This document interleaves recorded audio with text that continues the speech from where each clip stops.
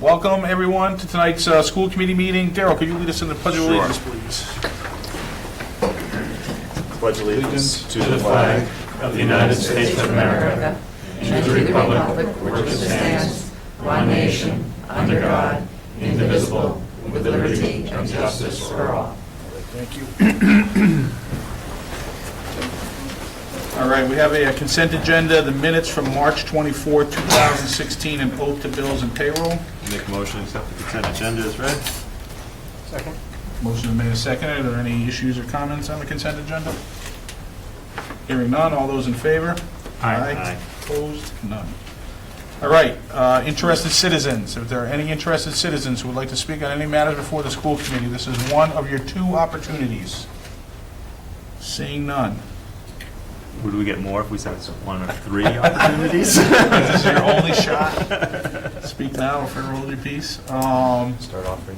Exactly. All right, we're going to move on to recognition. Superintendent Clenchey. Thank you. First on our recognition tonight is our Teaching and Excellence Award. If you recall, last year we created this award, so it's our second year of offering an Excellence in Teaching Award to a teacher in each of our 4 schools. The successful recipient receives $500 to buy materials for their classroom and a plaque, and obviously some well-deserved recognition. When the principals are selecting a teacher for this award, we look at a number of criteria, and I'd just like to spend a couple of minutes or a few seconds talking about them. We're looking for an educator that models a deep engagement, mastery of their subject area, sets high expectations for all students, establishes classroom learning environments based on mutual respect, effectively addresses students' different learning styles and needs, utilizes creative and innovative instructional techniques, including the integration of technology, 21st century skills, and interdisciplinary connections, continually engages in experiences to improve practice, maintains professionalism in communications and interactions with the school community. Having said that, I'm going to call Principal Bozzillo up. This evening we're going to be recognizing a teacher from Russell Street School.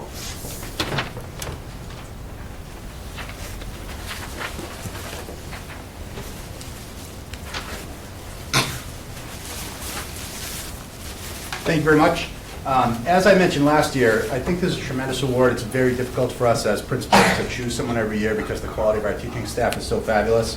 Tonight, we are very excited at Russell Street to recognize one of our colleagues, and I've prepared just a little something to read. Laura Raposa is a model educator with a positive, upbeat spirit. She has built a reputation as an advocate for children and an outstanding colleague. Within her classroom, Laura builds a safe learning community that allows all students to thrive. Her ability to build relationships with every child and offer engaging learning experiences is unmatched. Ms. Raposa regularly encourages and celebrates student risk-taking and models the same type of perseverance and grit she fosters for each child. Beyond her tremendous impact on the students fortunate enough to be in her classroom, Ms. Raposa is heavily involved in improving public education in Littleton and in Massachusetts. For example, she has served as a team leader, co-chaired the RSS all-school meeting, served as a mentor, and volunteered to be a part of a variety of curriculum initiatives. Further, she has been chosen to serve on several state-level committees, including participating in refining the Massachusetts state curriculum frameworks and developing the cut scores on the MCAS assessment. Laura's drive, personality, and dedication make her invaluable to the children and families of Littleton and her colleagues at Russell Street School, and for these reasons, it's our pleasure to recognize Laura Raposa tonight as one of this year's winners of the Littleton Public Schools Excellence in Teaching Award. Congratulations.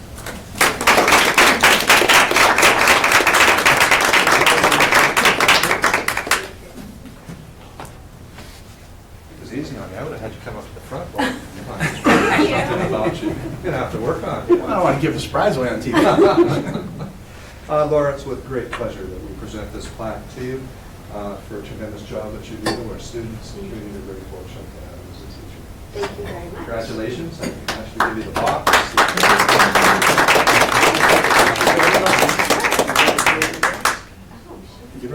You don't have to. Yeah, let's take a picture first. 1, Okay. 2, 3.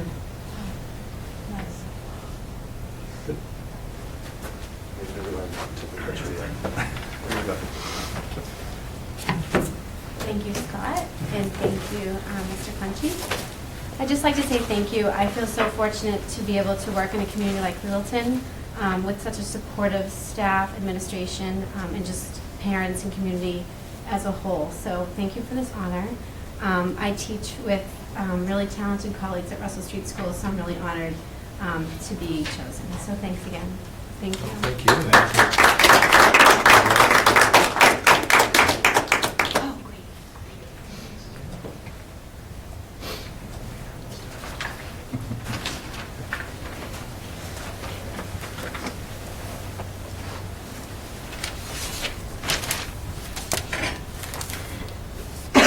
And as we look at recognition, I'm going to actually turn it over to Olivia so that I don't overlap what you're going to say. Okay, I'm looking at what you're gonna say, and some of them overlap slightly.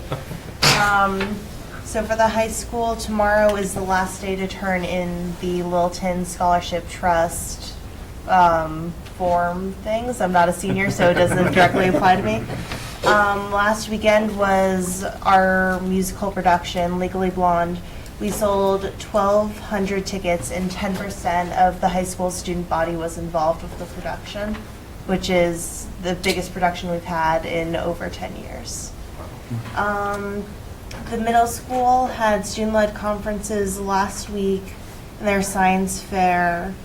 Carmen, I'm just going to apologize first if I butcher any of these kids' names, but Carmen Armendo and Faith Bergeron for their project Ice Cold, Kira Borgia and Jennifer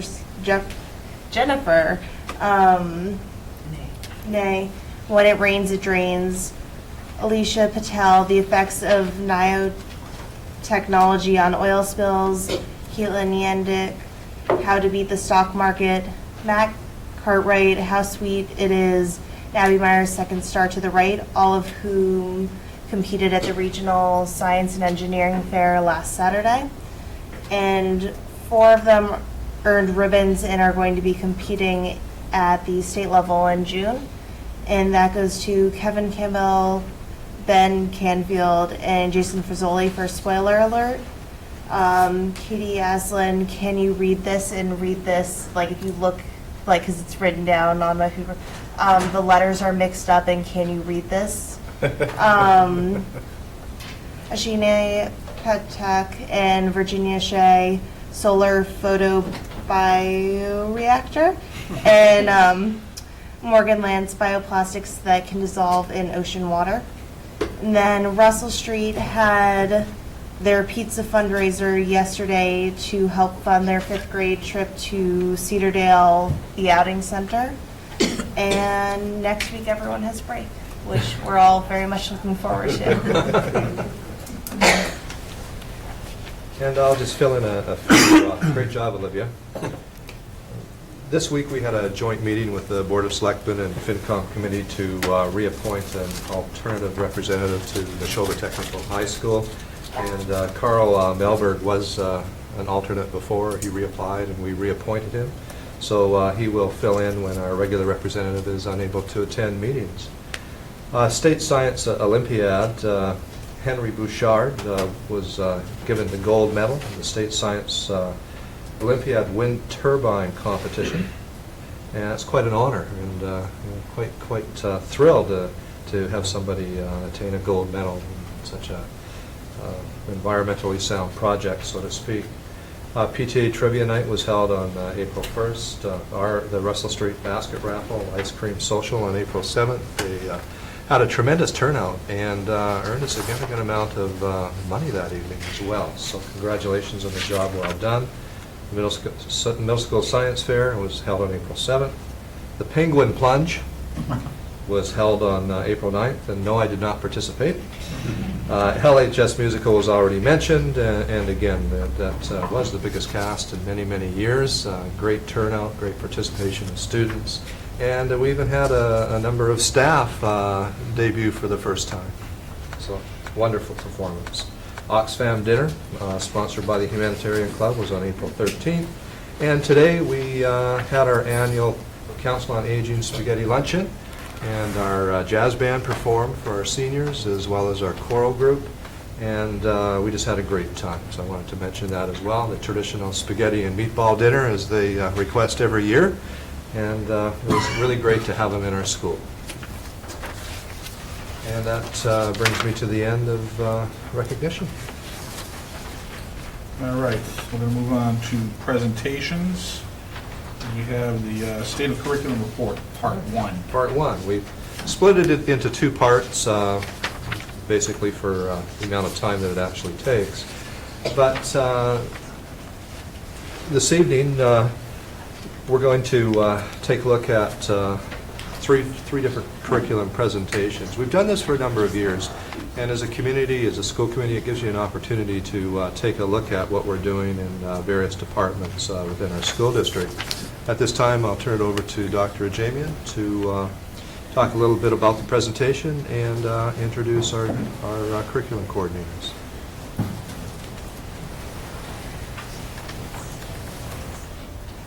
I'm very appreciative of this time where you get to see our curriculum coordinators. As the superintendent mentioned, these presentations are divided over 2 nights.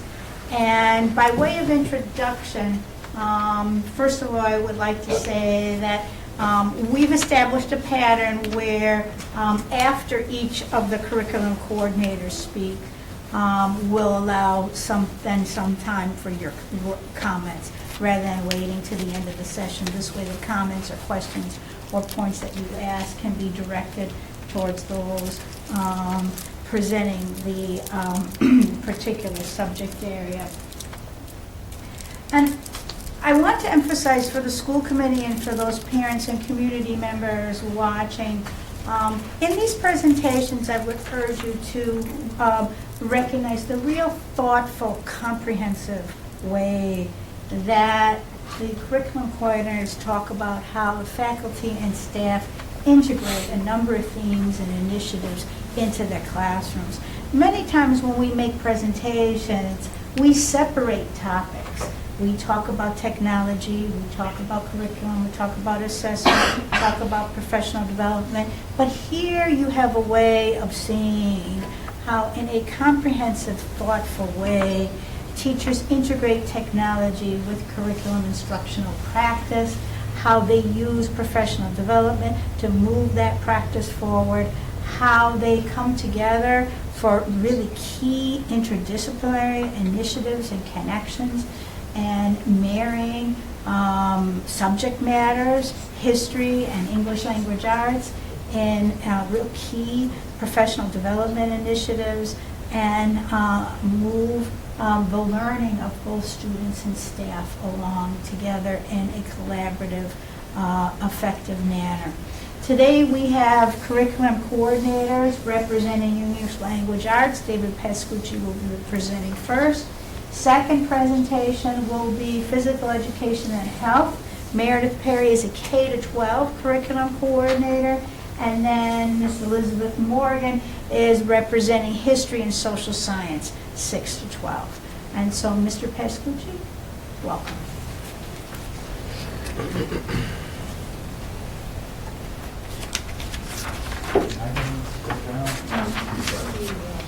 All right, great, thanks. Thank you. Good evening. You won't hear any... That's okay. Good evening.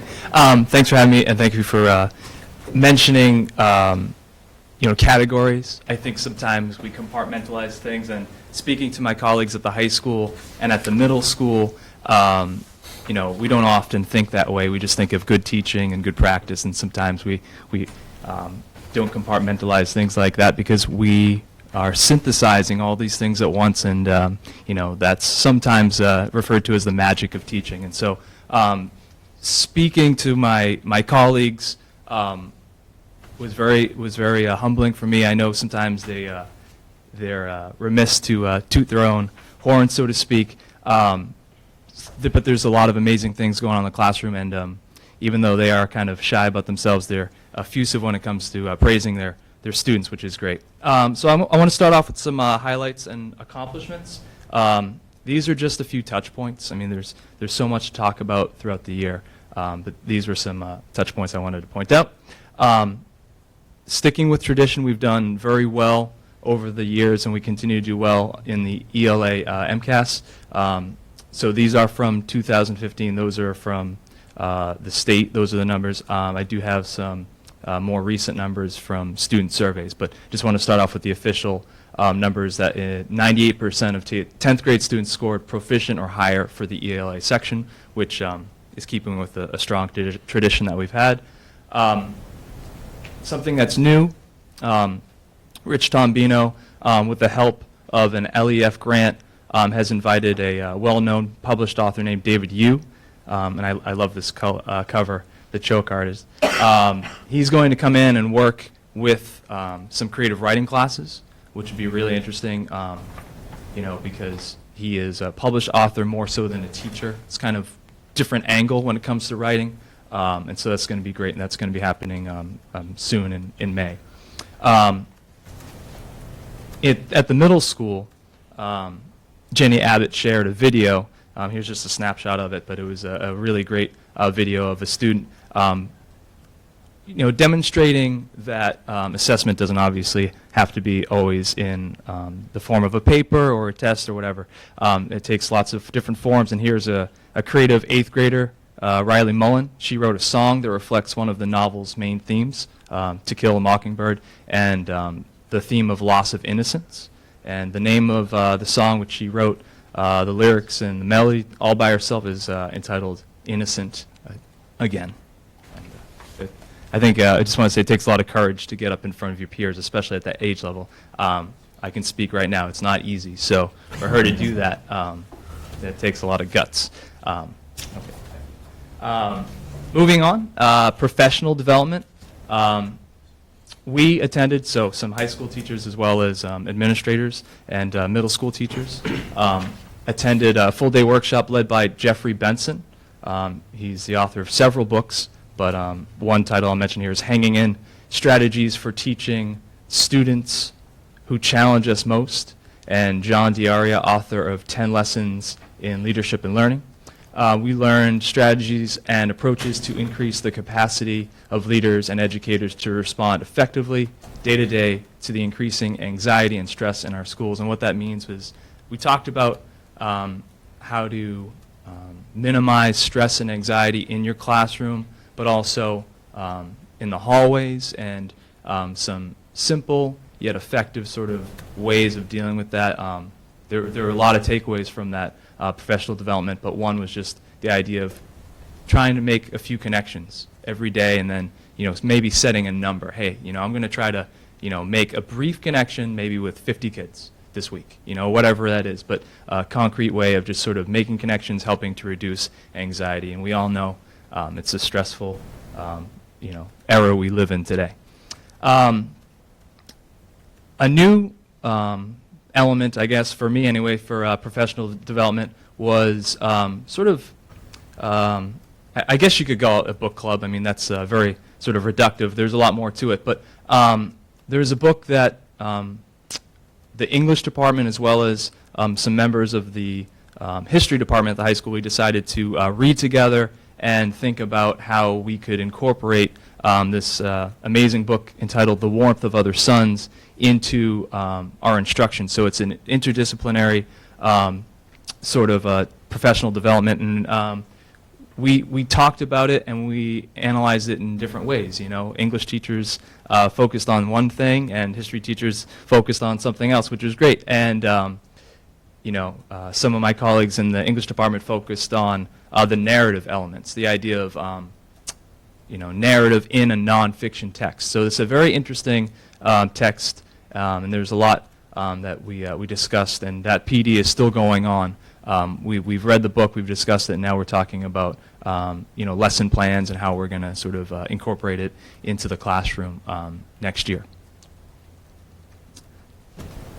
So a little bit about the author. Isabel Wilkerson devoted 15 years of research to the writing of Warmth of Other Suns. She interviewed more than 1,200 people, unearthed archival works, and gathered the voices of the famous and the unknown to tell the epic story of the Great Migration, one of the biggest underreported stories of the 20th century, and one of the largest migrations in American history. And there's a couple of quotes, one by the high school history teacher, William Miskinnis. He said, "I will be using passages from The Warmth of Other Suns to provide historical context and illustrative anecdotes to explore the Great Migration in AP U.S. History." This is a dense text. It's over 500 pages, so we were definitely talking about maybe sections and excerpts that we could be using. Self-referenced here, but it's talking about teachers must teach knowledge in the context of other knowledge. This requires time for teachers to collaborate, and we must initiate more collaboration with teachers from different departments. And I have to say, I love speaking to teachers in other disciplines at the water cooler, at the copy machine, but this was one time where it was sort of a dedicated time, and it was a lot more thought out, and it was really great to hear the ideas of my history colleagues. Focusing on DDMs and curriculum revisions. Again, we revisited and confirmed core texts in a variety of different genres in alignment with the CCSS. Again, we're just constantly reviewing our curriculum and thinking about strategies to best teach students depending on their age level. We tightened the alignment between the middle school and the high school, and the definition and the understanding of what makes a college prep class, what makes an honors class, what that distinction is. I think we've done a great job of sort of making that clearer to the current 8th graders, soon to be freshmen, and that's something that's happened in other departments as well. We've updated DDMs to reflect the new SAT essay, so you're probably aware of some of the changes there, and we've updated our DDMs so that they align with the essay rubric for the new SAT. We've refined and differentiated other common assessments, and we've implemented DDMs using MCAS nonfiction open responses. Again, there's been a little bit more focus on nonfiction in past years. All right, and I mentioned at the top of the presentation I had some older data from the MCAS, and this is from a survey informal survey I did of 50 sophomores in my classroom, and just here's a snapshot of some of the responses. But you can see the colors here. Many students felt that they were prepared for the long composition. Either they agreed or they strongly agreed. So that's nice when students sort of feel prepared walking in to write something. And then the other information there is student confidence. So overall, students either strongly agreed or agreed that they were confident about their performance, which is all you can kind of work on. If they feel prepared and they feel confident, that's great. I think that's good news. So thank you for listening. Any questions? Alex?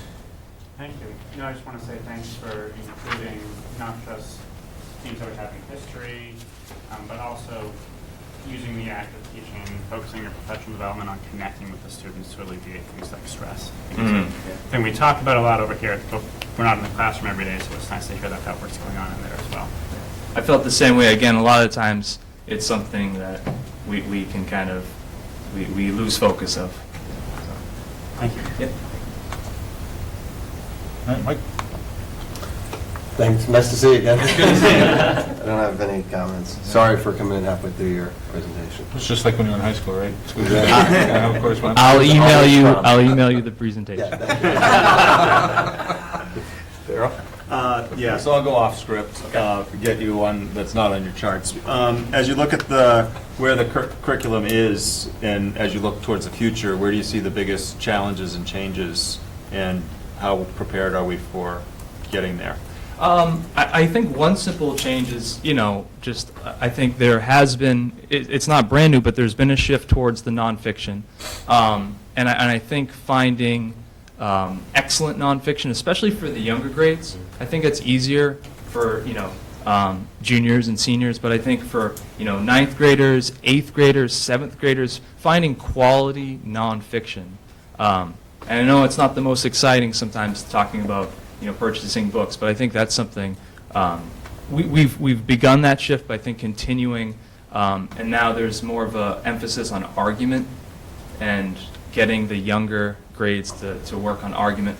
And having that definition, I guess, evolve throughout the years, because I think the kids at all different levels know the word argument, but so we can kind of have alignment throughout the years so that the concept of argument gets richer each year and deeper. I think that's sort of a point of emphasis. So argument, if that can kind of align with the nonfiction piece. Not that you can't argue about a fictional text, but I think that's one shift. Great, thank you very much. Mark? I'm good. Thank you. Thanks, Gooch. Thank you very much. Thank you.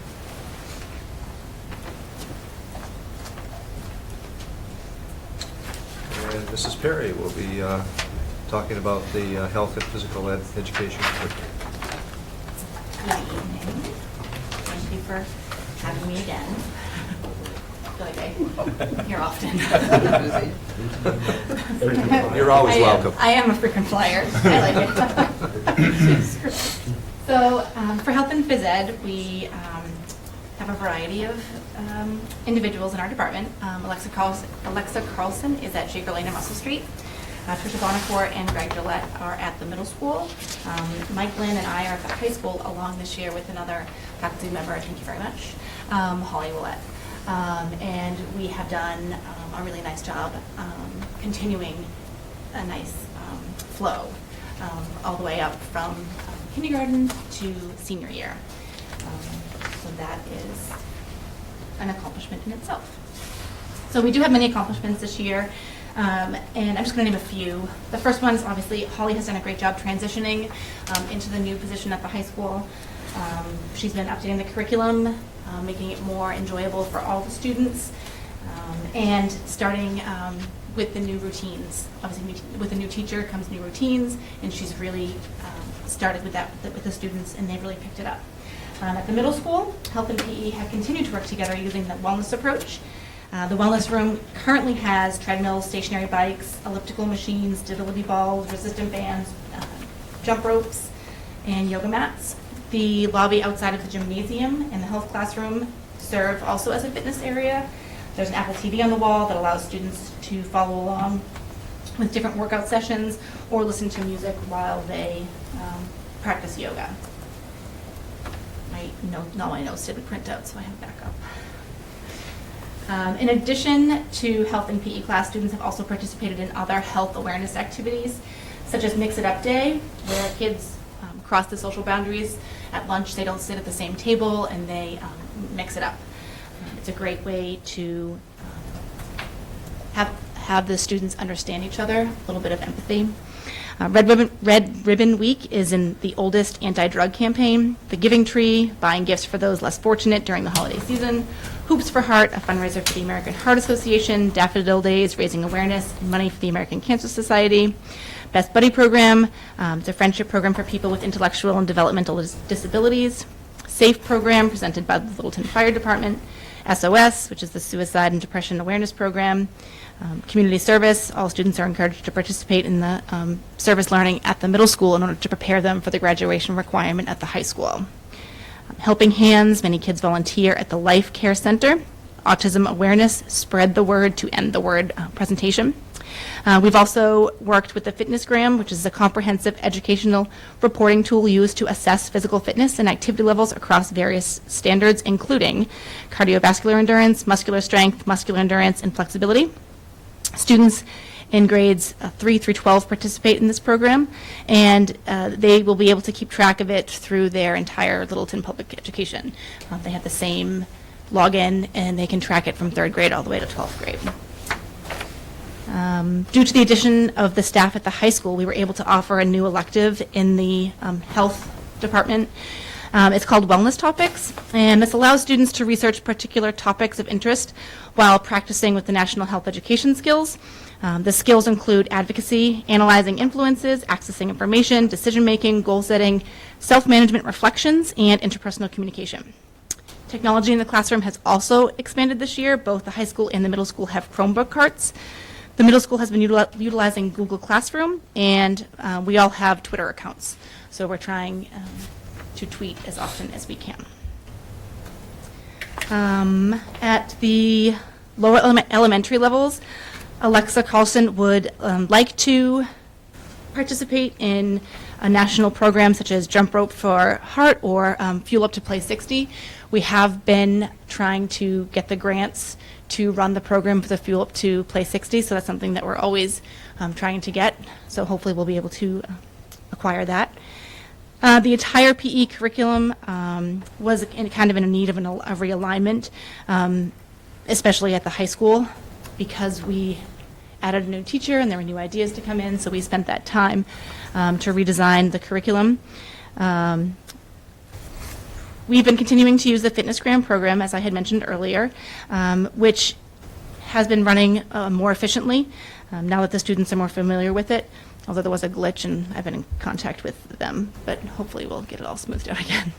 Nothing we have control over. And at the middle school, the health and the PE department continue to plan their efforts in taking more of the wellness approach in their classes. Something that's very exciting for us is the middle school is planning on creating an outside wellness stations through Project Fit America. Some examples of the stations are a pole climb, horizontal ladder, or monkey bars, parallel bars, pull-up bars, sit-up station, and this is going to encourage lifelong fitness. Another planned initiative is to work with the community through guest speakers, presentations, in order to complement the health and physical education curricula. We've had a few people from the community contact us and ask if they can come into our classroom, and we're really trying to work together to try to figure out the logistics of that. And some of the professional development, we had many of the department members attended Mayford, which is the Massachusetts Association for Health, Physical Education, Recreation, and Dance. This was a 2-day-long conference for teachers to collaborate with other professionals in their field and share best practices. A couple of the members of the department attended the NELMS, New England League of Middle Schools annual conference this year, and collaborate with PE teachers in the region. The health curriculum needed to be realigned, more focusing on the national standards, again, which are advocacy, accessing information, analyzing influences, interpersonal communication, decision-making, goal setting, self-management reflections, and so they've now been linked with the state standards, which was a little bit of a challenge, but it's more skills-based now rather than solely content-based. So they're practicing a lot more of the decision-making, the communicating, not through text, but interpersonal. And then, of course, we've been taking various graduate courses throughout the year to continue our education in our forever changing subject. So that's something that, one of the reasons why I love health so much is because it's always changing, it's always updating. And then just a few pictures to see what's happening in our department.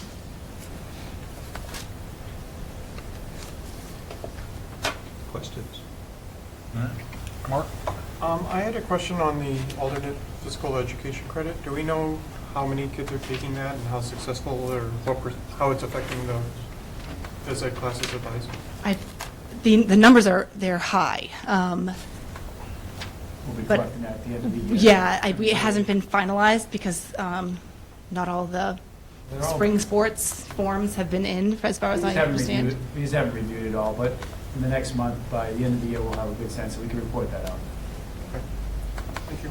Mark, were you also asking about the regular class sizes, or were you also asking about participation in the phys ed classes as well? I was just wondering Oh, if we think that had any effect on the phys ed. The numbers in the classes are still very high.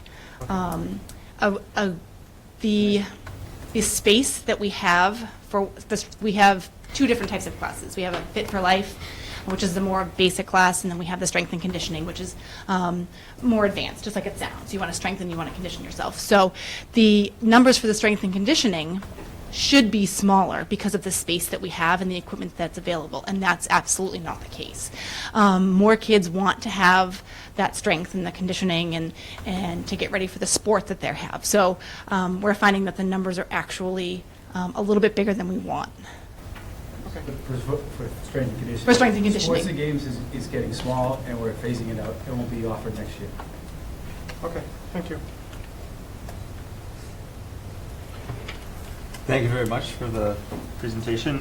One sort of question here, as I look at the title of the area, it's health and phys ed, but a lot of what you're talking about is more fully rounded, you know, the emotional well-being and the other pieces there, which seems to be what the future trend of this is.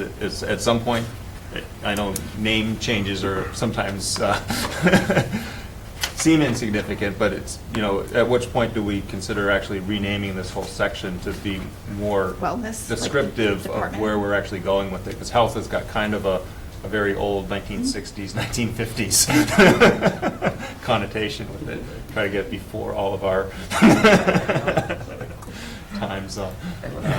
But I'm open, I mean, I just didn't know what your thoughts are in terms of making sure that we're positioning not only the description of it, but obviously where the future of it. And I think you did touch on a few things. yeah, I mean, I'm open to, You teach the class is called wellness, right? I teach wellness topics. I also teach health. I also teach child development and nutrition. And then we have Fit for Life, strength and conditioning, yoga. Those are all separate courses now, or class Yeah. class you can take? Mike, we're awesome. Come on. And they do refer to it as health and wellness. So Yeah. years ago, it was physical education and health, so there has been some revamping a little bit. But what's really, the biggest change is the movement toward lifelong fitness and activities that students will carry on with after they graduate from high school. So there's been more of a momentum that way. Years ago, you'd walk into a high school phys ed class and you'd typically skills and drills in basketball, play basketball, badminton, if you're fortunate enough, you do volleyball. And We still do. cross-country skiing, things like that, but it was more aligned to skill development in various sports. And we've really moved in the last 15 years more to a life skill approach. And I was just wondering, is this one, you know, again, it's little things, but, you know, we have where the district is going towards the future and making sure that all of the things are sort of not only are progressing, but are, you know, convey by themselves where we're progressing towards the thing. Just something to be thinking about. We could be the wellness department. I'm all for it. Fine with you. Thank you. Thank you. Mike? I don't have any questions. Nice to see you again.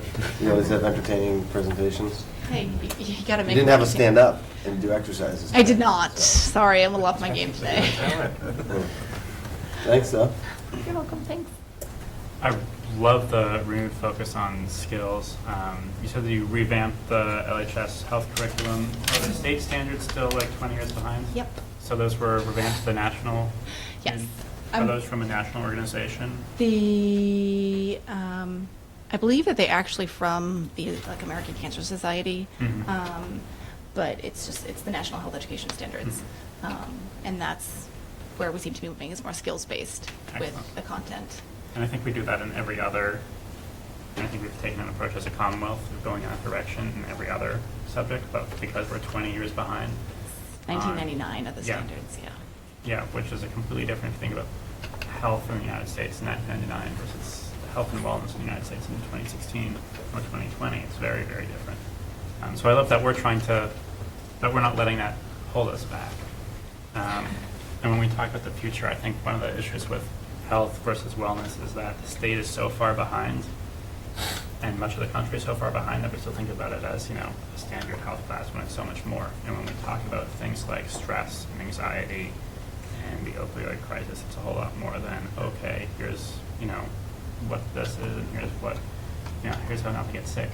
It's a lot more complicated than that. So I'm really appreciative of the renewed effort, and it's not something that happens by accident especially when everything else is so far behind. When you move this far ahead in this direction, it has to be an intentional move, and so I'm glad that we're making that decision. Thank you. Oh, hold on. I'm not I'm going to chime in on this one. As someone who has two sons at the high school who they love this part of the curriculum, and they get after it, and their friends get after it, and you talk about the lifelong, and they are getting it. It's already started. They are, we talk about how the kids today seem bigger and stronger than our peer group was, or my peer group was when I was 18 years old, and it's because of the efforts that we've made in this regard, and it's reflected. And I've also am fortunate that I get to spend a fair amount of time up in that part of the building after school gets out, and it is buzzing. Those kids, they get there during the day when they're with you, but then they're back in there on their own, because you guys do a great job of opening up those facilities for that 45 minutes. Some of these kids are going in and getting a lift in or getting on that exercise bike before they go to the practice they're about to go to. Kudos to Mike Lynn. Exactly. So it's a terrific program. I think in Littleton, we've done a great job of getting in front of that curve that you were just talking about, Kelly. And the community has, as the school community has benefited tremendously from that. Having said that, you guys have worked wonders with a minimal capacity. The weight room is a great weight room, the fitness room is a great room, but they're not very big, and you guys have done a great job. And not just in terms of being able to get the equipment in there and make it work, but also the culture that's being engendered and the way those kids take care of the equipment, the way they take care of themselves, the older kids with the younger kids and all that type of thing. It's a terrific reflection on what, again, when we talk about the budget, how we make do, and how not we just make do, but we maximize the benefit we're going to get. And that this is a very visual aspect of it, so when you get a chance to go down that hallway, you can see it. So it's a great program. We have seen you quite a bit lately because of the evolution of what's going on, adding, changing the way that the credits are delivered and things like that. But it's been all great stuff and very positive and no frustration at all, and really just let's grab this opportunity and let's do something with it, and it's happening. It's And terrific. thank you, I appreciate it. Yeah. And I know the students do too. Yeah, thank you. I'd also like to thank Meredith for being co-chair of the District Wellness Committee, along with Natalie Branch. It's an important position within the district, and I'm thrilled with what I'm seeing in terms of evolving topics. They're dealing more with health and wellness, and they're still focusing on nutrition, but if you recall, when we first struck a wellness committee, it was solely about nutrition and cafeteria food, et cetera. And we've branched out. They actually have a speaker coming in April on mindfulness, and April 27th. exciting that we're moving in that direction. And Meredith, along with all of our staff, are very, very busy, but they just have that commitment to make sure that we offer the right programs for both our students and community. So thank you very much. Oh, thank you, and I'll be back in a couple weeks to present. Yes. Of course I will, I can't stay away. Thank you very much. Thank you. You're See you welcome. soon. Our next presentation this evening, History and Social Studies Department, and Mrs. Morgan will be leading that.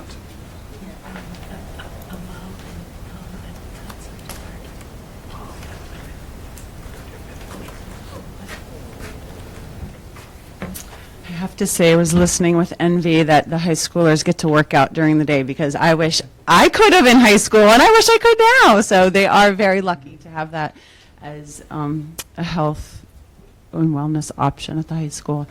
But on to history. The first slide just has the great faces of my awesome history colleagues from at the middle school on the left and high school on the right.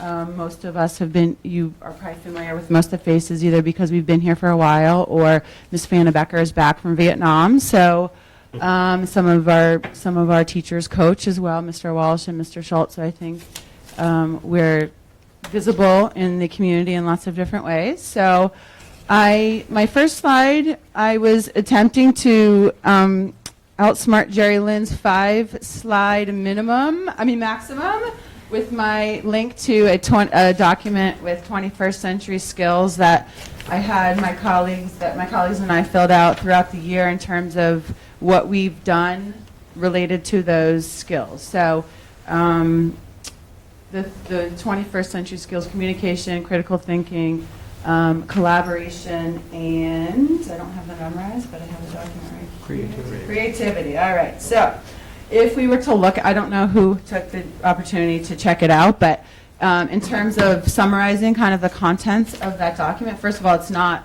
all inclusive of every single thing we are doing all year. But a lot of the students are in the various classes looking at issues around the world, such as the Israel-Palestine peace process, apartheid, the Holocaust. Okay, so these are, to me, really big, important issues that have remained in history, whether they happened a long time ago or it's still ongoing. Current issues in the U.S., mainly at the high school with the 21st Century Amendments and a Facing History trip to D.C. There's lots of experiential learning with the archaeological dig that the 7th graders have done for a while, simulations, debates, mock trials, including Jonathan O'Meara is there in that picture as Abraham Lincoln in the Lincoln-Douglas debates. And also there's lots of examples of how the students are using primary sources in their work and research as well, and then lots of elements of technology. So I think that when I look at, what my colleagues have done, I'm always impressed, and I think we are covering these categories really well and hopefully preparing our students both to look at issues in the world, trends in history, how do we use technology, how are we communicating our ideas and backing up opinions and so forth. So I think we've done a lot of solid work in this category. So the next slide talks about, I focused on the site-based professional development that my department's done this year. So those are on the early release days, the different options that we've chosen to do. So there's some of them were run by members of our department, social media in the classroom, teacher-generated videos in the classroom, where some of it's required work, the DVMs. Incorporating Geography Alive into the 6th grade curriculum and how that can connect to the 7th and 8th grade topics. And Mr. Pascucci already mentioned the warmth of other suns with the English department. I will second what he said in terms of the site-based PDs, a really cool way to, well, one of my PDs, the teacher-generated videos, had members of other departments in it. So it was, for a small system, sometimes it's kind of surprising how few opportunities we have to really have good conversations and time to work together. It's just because a lot of people are doing so much. So it is really cool to have that chance on the site-based PD in that model to work with members of the high school and other departments. And then restraint training and social media work with the guidance counselors. So I think there's a wide variety, and I do think we enjoy, the opportunity to pick what we're doing and to have time to actually sit down for a chunk of time and talk about, issues that we're interested in. So miscellaneous.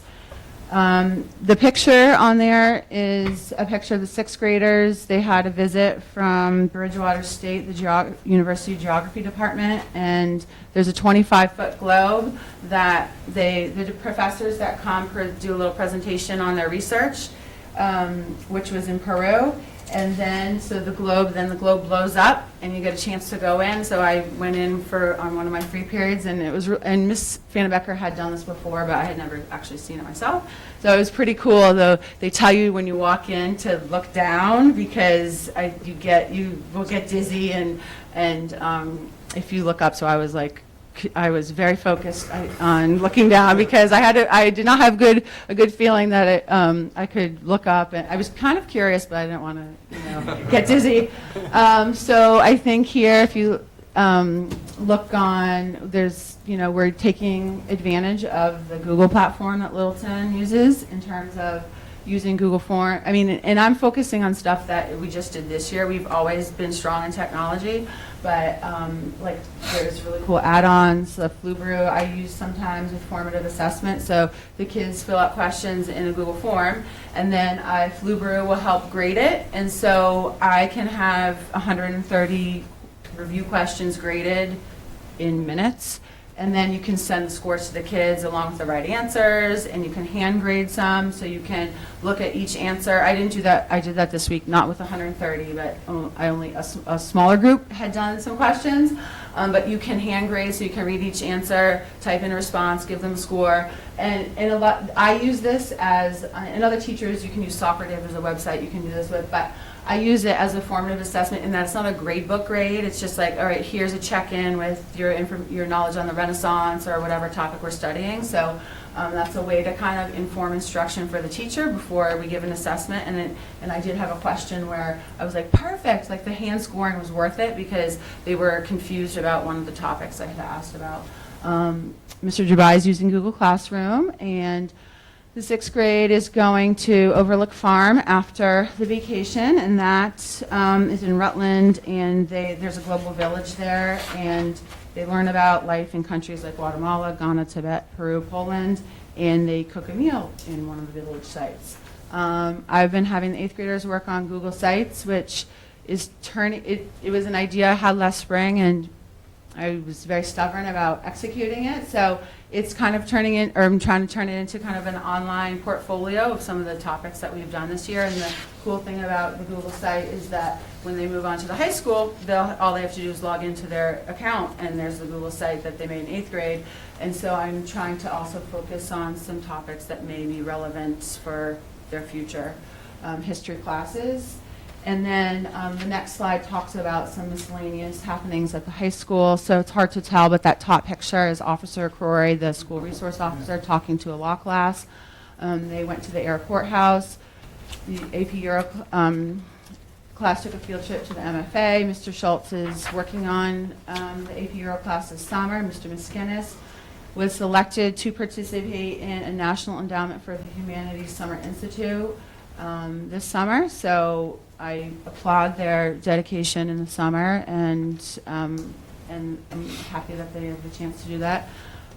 Facing History took a bunch of trips, including one I'm assuming that Mrs. Harvey has already come to talk about, but I was so impressed. I mean, I know she won the high school's teacher award last year, and I was not surprised. She devotes 100% of herself to her job, and the trip she took to DC by herself with all the high school students, I was so impressed, and it was just, to me, looked like an awesome opportunity for the students. And you know, when I was in school, a lot of the stuff the exciting curriculum work I think that we have going on now, you know, it was different, but I am really impressed. I'm continually impressed by some of the activities that the teachers come up with. So I'm guessing that she told you all about that, and you were already impressed, but She didn't tell us, but the kid she took did. Oh, okay. Well, I mean, Even more impressive. she got to they got to talk to other students and adults trying to end genocide and mass atrocities. I mean, these are things that,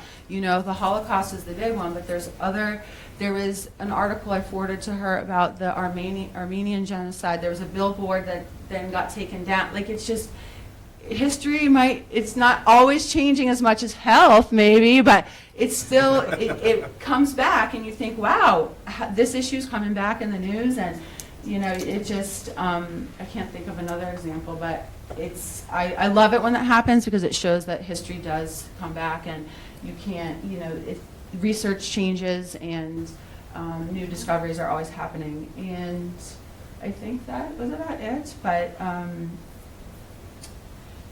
so another thing that I thought was cool, I'm just going to talk about her trip, was that they got to talk to representatives about bills that needed to pass both houses of Congress about this topic, and so it sounded like an awesome opportunity.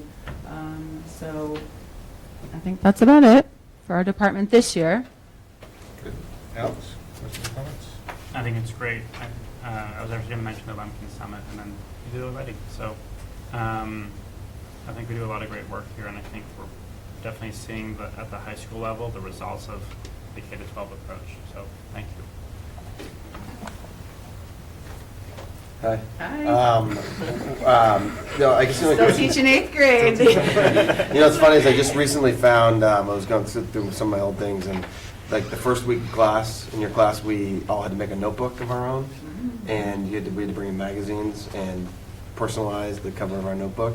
And no offense to you, but I apparently threw away the rest of the notebook, but I kept the front cover. That's okay. That's okay. I had you early, you know. So that was your version of a Google site? Is that what you're Yeah. talking about? Yeah, notebook. Yeah. The only what I remember Mr. Miskinnis used to do the model UN stuff, but like what other current event type, like especially with the presidential election happening, like to what extent is that worked into the curriculum, the current event stuff? Well, Mr. Schultz now is doing the Model UN Club, and I know like in the 21st Century Skills document, there's classes that incorporate current events, and Facing History does a lot, and even in Miss Harvey's class, she always does the 21st Century Amendment, so that's current. Those are current topics. The election, I was thinking someone would ask about that, and so I was thinking in my April department meeting, it might be interesting to talk about that as the teachers, because it definitely has come up even at the 8th grade level, and it's delicate because there's a lot involved, and I don't. As the adult, I want to kind of keep my politics to myself, right. And so, but it's on people's minds, so I think it's definitely something for us to talk about and think about what's the best way to approach it. Even in the oral history class, it doesn't really fit, but the kids are talking about it, so I think it's something to look at for the fall. So that's my best answer at this point. Cool. That was a good deflection, like a debate. Well, I thought Alex was going to ask it though, actually, but I was like, I can see Alex asking. So that's funny because I think I get a follow-up. Actually, I did have a follow-up. Okay. Just going to your theme. It's tricky though, because not only are It's difficult to adults handle, passionate sure. about it, Right. but the kids And this is when the are- students are getting to the age where they're starting to form. Yeah. Ms. Moore, do you want me to separate these two? I was going to say, he did not yield his time Thinking about that to the for gentleman on the end. I know that was something we still did in 2016. I wasn't actually going to ask about the election, but in terms of how we incorporate current events and civics, is there any mechanism we have towards the non-elective classes at the high school level? Because at the middle school level, there's focus on world history or ancient history. But do you know if there's any way we incorporate civics so that every student gets at least some exposure to it before they graduate? Or do they have to take a class like Facing History or human law or something like that? I would have to, I'd have to ask that specific question to those teachers, but my guess is the best, the most likely chance they get exposure to that would be in those two electives. But I would, without asking, I'm pretty confident that that's part of our goal, all of our department's goal, because people see a lot of time history as old news and not as relevant to modern times. But the other thing I know a lot of us focus on are the themes that persist throughout history, that don't disappear.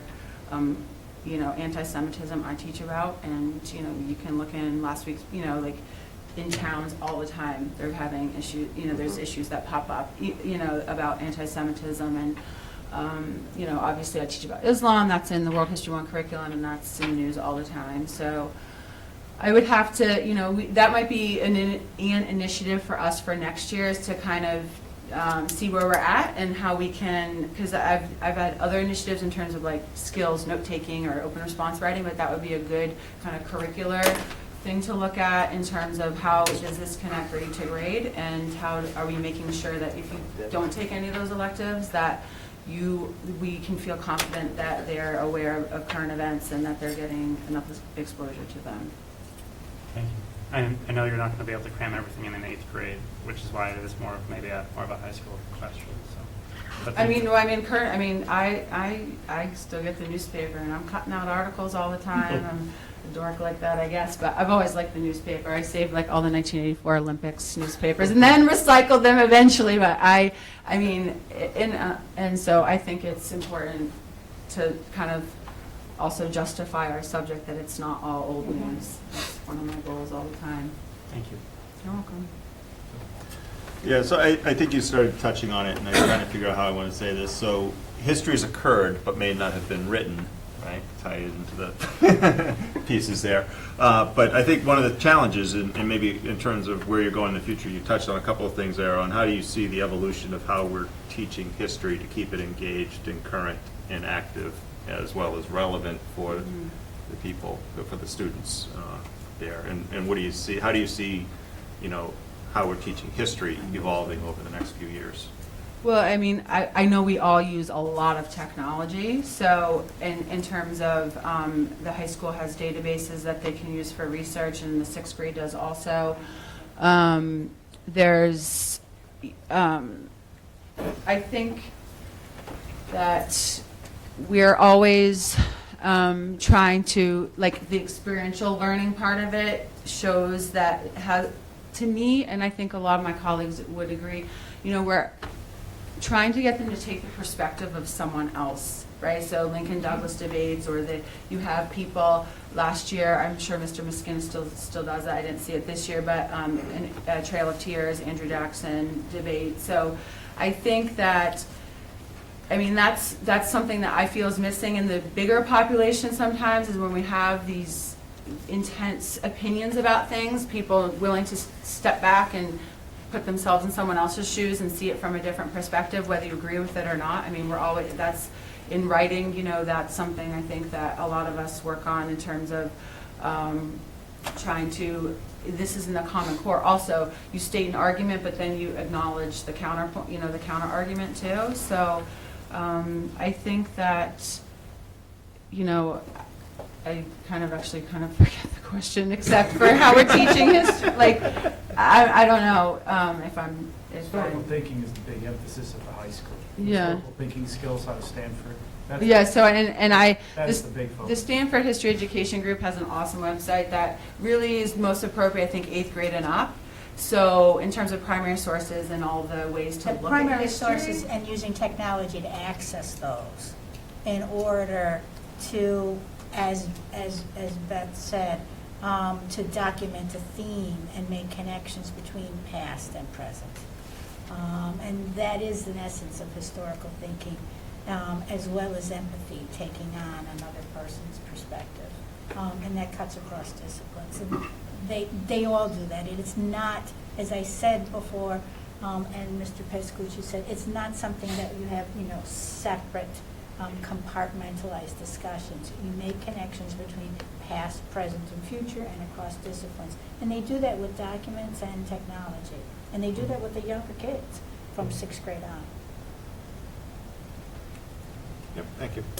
I'll let Olivia go first. With the taking on from other perspectives, I'm in US 1 with Ms. Harvey, and we do a lot of debates and reenactments. So I know that definitely gets covered for us. Then it was funny you talking about the Earth view, because we did that when I was in 6th grade. Except when we walked in, they didn't tell us to look down. They told us to look up, because it was our one chance to see the Pacific Ocean entirely together. Because in all the other maps, you won't see it that way. That's all I have. So, hey, you remember the experience. Then That's you all awesome. get dizzy and they started telling kids to look down. Yeah. Wait, do you walk into an inflatable Yeah. globe? It's like That's huge. it's like a giant zipper, so they'll unzip it, and then everyone rush in, and then It's they 25 yeah. feet. It's really cool, It's Floor to ceiling in the middle school. It's the earth from the inside out. It's really cool. Wow.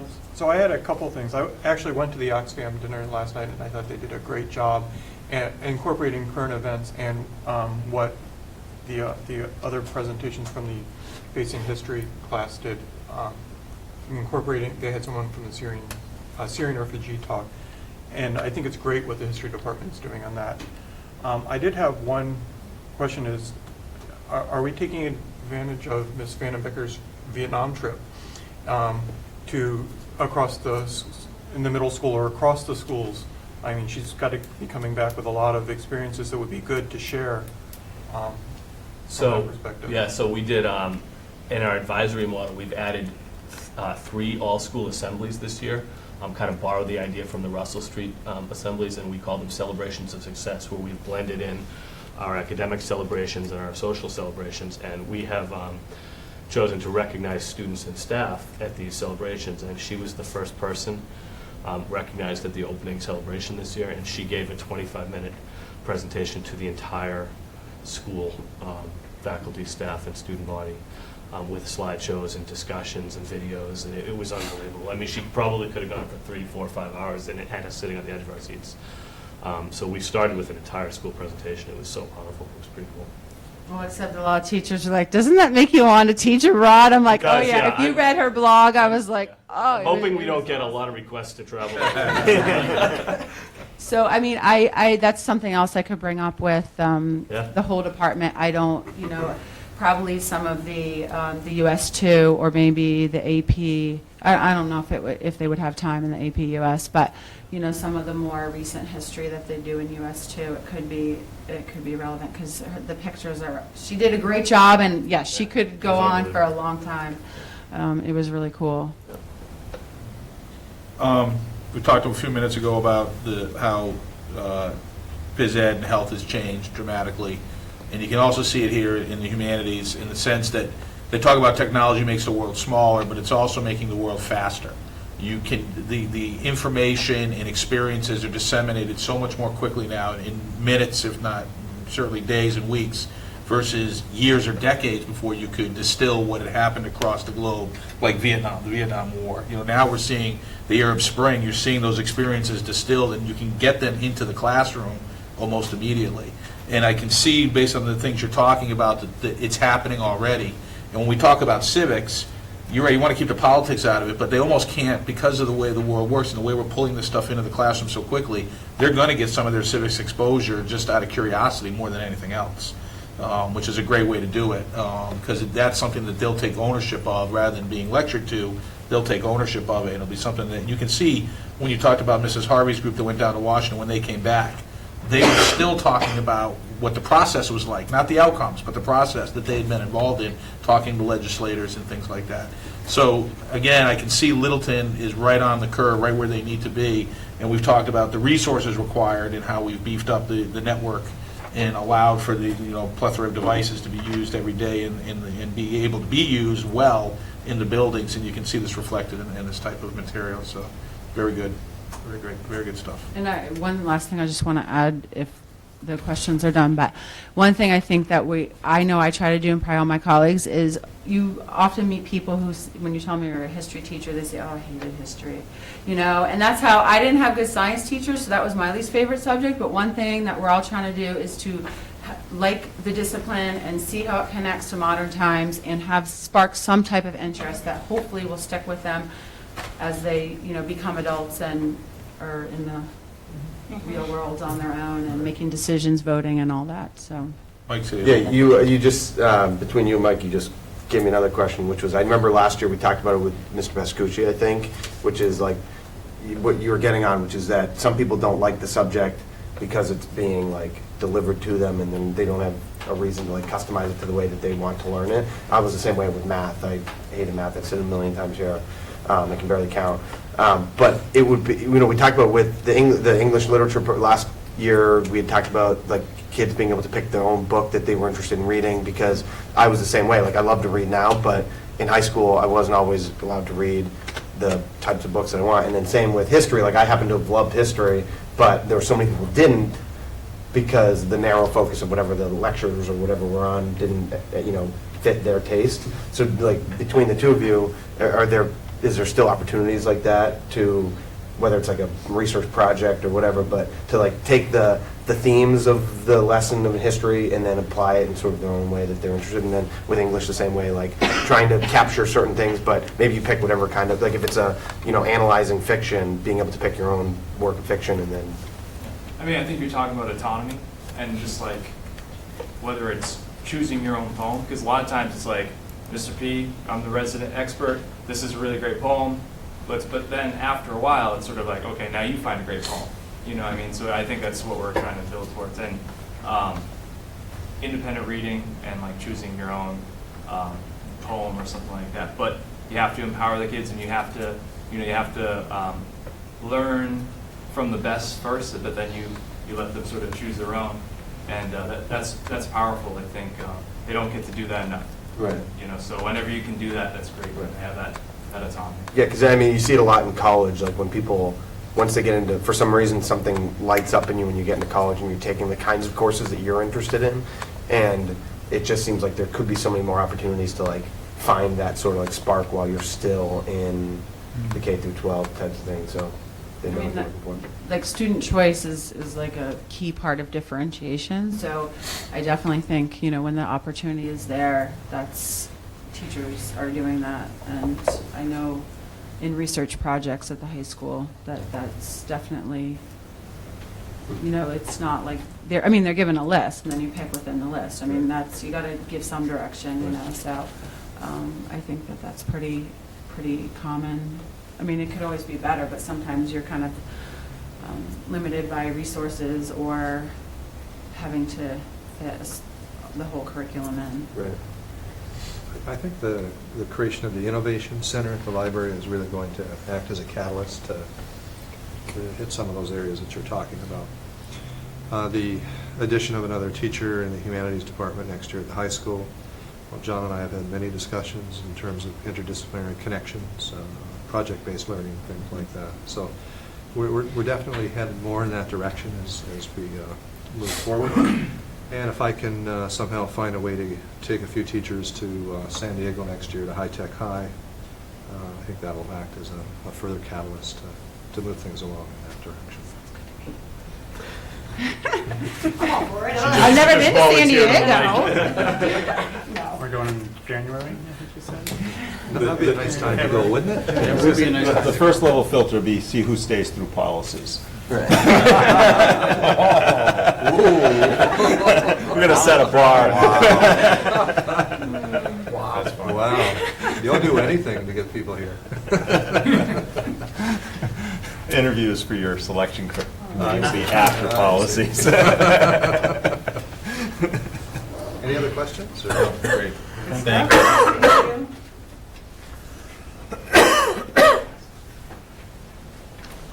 All right, so that's part one of the state of curriculum. Are we doing part two in 2 weeks? You bet. All right. Part two in 2 weeks. And next on the agenda, Principal Branco wanted to spend a few minutes talking about the next renewable energy kits that our PTA purchased for us. So I'm sitting here listening to these unbelievable curriculum reviews and how busy our students and teachers are, and thinking about interdisciplinary activities and what we're talking about. And the recovering music teacher in me keeps thinking about Lin-Manuel Miranda's Broadway smash Hamilton.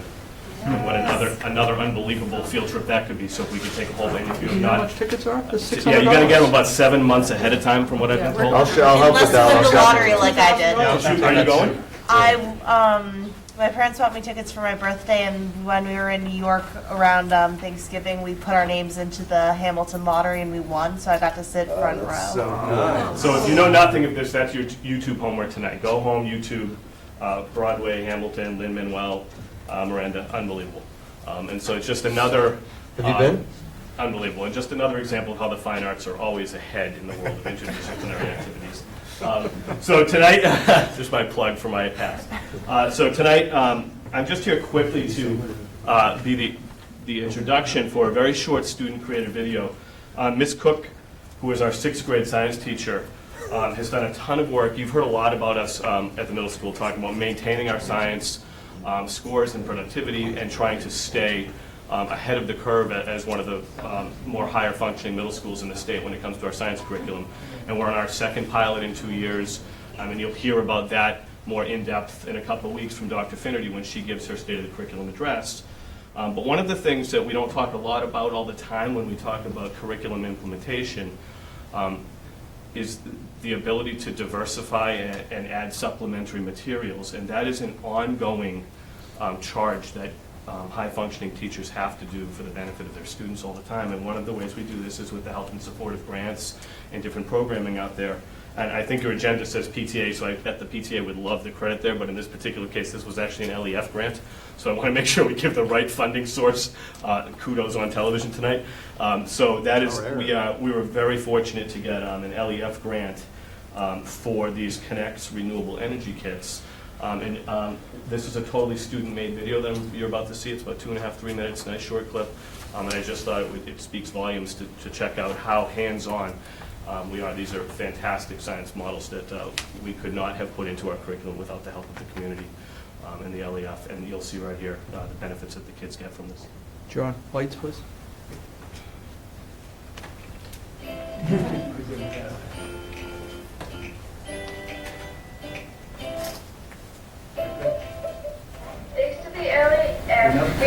find Schcmte to have fun during our renewable energy and engineering unit. This is wind power and water power.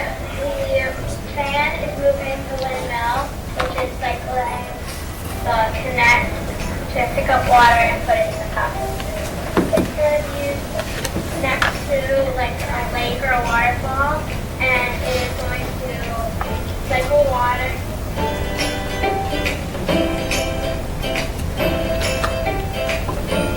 This is my first vehicle that we made for transporting supplies to one factory to another. This is for the planet that it's on.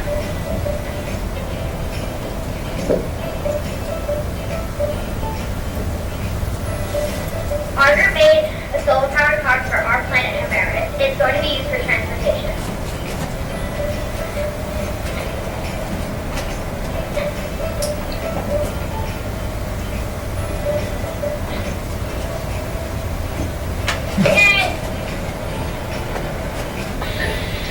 Hydropower to create electricity to power the whole land we spent all these years. So this is our hydropower from Maribel. We use it to move like resources or anything. So the water powers this wheel here, which turns this rod, which turns two little things under here that power this Maribel. So that's gonna deliver food and clothes to home. Thank you,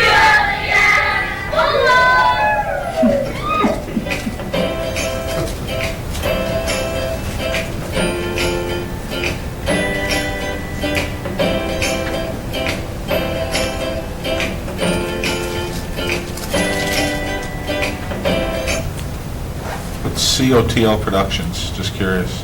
Might be the student's initials.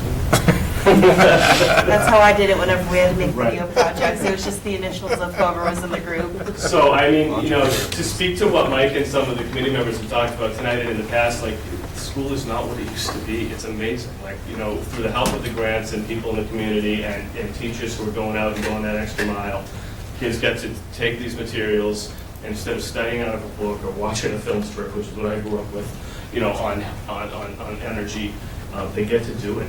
And they're taking the design principles, engineering principles, all of the mathematical work that they're doing in the classroom next door. And, you know, again, the fine arts guy comes out there, creativity, when you talk about the 4 Cs that Ms. Morgan talked about tonight, that comes out, and you see that in these kids. And I stumbled upon this. It was one of those days where it was a tougher day for an administrator, and I had it around 12:30, and I just said, I have to get out of my office. And I took a walk, and it's the best part of our job some days, is just to get out of your office and remember why you have the office in the first place. And you walk out there, and you see these kids just buzzing in this classroom. And I couldn't leave the classroom. And there were 30 kids, 25 kids who couldn't stop telling me what they just built and showing me how much they've learned. It was unbelievable. And I just begged them. I stood in the class, and I said, I want other people to see this stuff. And they're like, well, we can't bring the sink to the police department. Like, listening to them brainstorm how to show you was fascinating. And this one kid just said to the teacher, I'm going to make a video. And that was it. So, you know, it's a short video, but, man, it speaks volumes to the work that's being done down there. So thank you to the LEF, thank you to the community, and kudos to the teachers and the students who are working every day for those. COTL Productions. Yep. Yes. The LEF, Littleton Education Fund, and our PTAs have been instrumental in enhancing opportunities for our students. Without them, our classrooms would look very differently. So just kudos to the community for keeping those funds going, and they truly have an impact on what happens in our classrooms. So thank you. Thank you. All right, we're going to go to one item of old business. We'd like to talk about the alumni field renovation. There's 2 things I'd like to talk about tonight. The first is the warrant article at town meeting. It's at the special town meeting, which is a few articles before we get into the major town, the regular town meeting on May 2nd at the middle school. The Board of Selectmen went through all of their warrant articles, and they took votes on the ones they felt were appropriate for them to have a stance on, and Alumni Field was one of them. The vote, this particular warrant article is to authorize $234,593 to be expended by the permanent Municipal Building Committee for the development of design documents and bid services for renovations to Alumni Field. So the purpose of this warrant article is to authorize spending for design documents, which we've seen one vision, the in-kind services that were provided by Sean Reardon was one vision of what Alumni Field could look like if it was renovated. This would be taking that document and sort of tweaking it to see what we think the town could afford and would be willing to support and still get the benefit of renovating the field. We had a presentation here by Mr. Reardon, but prior to Mr. Reardon delivering the documents that he'd created, we had a presentation by the athletic director talking about the state of Alumni Field, and when I say Alumni Field, I'm talking about the facility. So we talked about the bleachers, the outbuildings that are there, the things that aren't there, such as indoor plumbing, the condition of the playing surface, and we talked about parking and traffic flow, because that particular facility is right in between two of our buildings. And now the process is moving forward, and we will have this warrant article at town meeting. So I'd like to have a discussion about the warrant article, and then a discussion about taking a vote, whether or not the school committee would support the warrant article as part of the process. So, Alex, questions, comments, thoughts? Yeah, I have, so before we talk about the efficacy of the project, or actually not even of the project, of this study, can we talk about the process a little bit in terms of the efficacy of the school committee getting involved? Does that make sense? Does that question make sense? Yeah, I mean, I guess, my attitude is that because it's Alumni Field, which is it's on school property, it's primarily used, well, I don't even know if I would, right now it is primarily used by interscholastic athletic teams. There are some youth athletic organizations that use it, but on a very limited basis, primarily because of the condition it's in and the fact that it's natural turf. There's been a concerted effort to limit the amount of traffic on it in order to keep it in a somewhat playable condition. So, it is our facility. It's akin to the track. When the track process was moving forward, that was a citizen-driven effort. However, we were involved at every step of the way because it was A, on our property, and B, was primarily going to be used by interscholastic athletic teams. So my point of view is that this project is very similar to that, and we should be involved, and I think we should be thinking about what our point of view is about it, and if there's an opportunity, when there's a warrant article like this, we would typically take a vote on something like that so that people going to town meeting would know where the various boards and committees on various warrant articles that are their purview, where they stand on it. So that's kind of what I'm thinking about for the process for tonight. And then in general, what they're talking about for this process overall is if this money is funded, then there is a committee that will be formed that will have representation from various boards and committees and also citizens at large to work the process of putting the design documents out to bid and working with whoever is awarded that contract to set the scope of the project, the expectations that the community has. And then once those design documents are delivered, there would be a process for presenting it to the community, because the next step after that would be to fund the overall project based on the design documents that we had. So is that? Yeah, that answers. Okay. I think that helps frame the conversation, because I agree with everything you said, but I think it helps frames our discussion. And I think you made a great point. What I would like to emphasize tonight is that we're talking specifically about the warrant article, which is to fund the design documents for a overall renovation of the Alumni Field facility. I just wanted to jump in on one other part here, just before we move off it, is, since we do use sort of a shared services model in the town here on it, it's not like just, I think all of our fields, we don't call them a school thing, of which the school is solely in charge of trying to do it. So I think similar to the track, we're looking at this is the town is investing in this field. The town invested in the track. We're one of the stewards of that, but in a way it's a town project, not just a school project.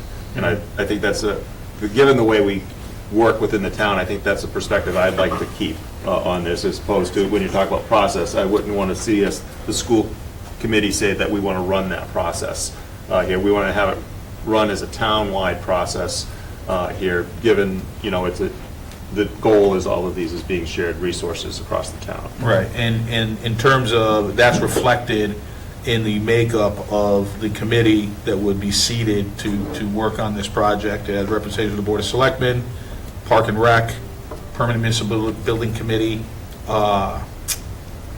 Finance Committee, School Committee, and then 4 at-large members from the community for a total of 9. And I think you're right there. I think, that it's while it would be on our property, so ultimately it would be delivered to us the way Russell Street or the high school and the middle school were when we went through the building of that. But even that was a community-based effort in terms of, really, it's a permanent municipal building committee that's going to drive the process. I mean, they're the experts in that respect, and we always participate in that effort, and we have a seat on the permanent municipal building committee, but they would be driving it, but more importantly, it's through them that the community would get an opportunity to put their, point of view on it, at multiple, when there's votes to come up for money and authorization of funding, that's the most obvious ones, but then there'll be opportunities also for them to talk about the scope, impact, and priority and things like that. So that's really helpful because I think it helps frame the rest of the conversation. And I personally, and I think this opinion is probably shared, but I guess I'll let everyone speak later, but I think it's a great idea that we do need to do something with the fields, and I think studying the issue is always a good idea and putting resources behind that so that if we like what we see, we can say, yes, we want to buy this product or not, rather than saying, well, is this something we want to do, not having all the information in front of us. And I think this is a way for us to get there. I do have... Clarify, this is not a study. This is actually to put a design package together for bidding. I'm saying study, and I mean... Yeah, well, no, I mean, because... Yes. There's a big difference. There is. I'm just so used to saying study these days. But I think that's a good idea. One of my concerns is, because it is something we have a vested interest in as a school system, the moratorium, which is a separate question, is also really important to me, I think for the same exact reason. So I was wondering if we could vote on the both of them, preferably together, but if not, then certainly during the same meeting. I don't see how we could vote on them together. They're 2 separate warrant articles, and I don't think it would be appropriate to vote on them together. But let's think, before we decide whether or not we would vote on the moratorium, which is a different warrant article, let's make a determination about whether there's what the rest of you guys think about whether we should be voting on those together.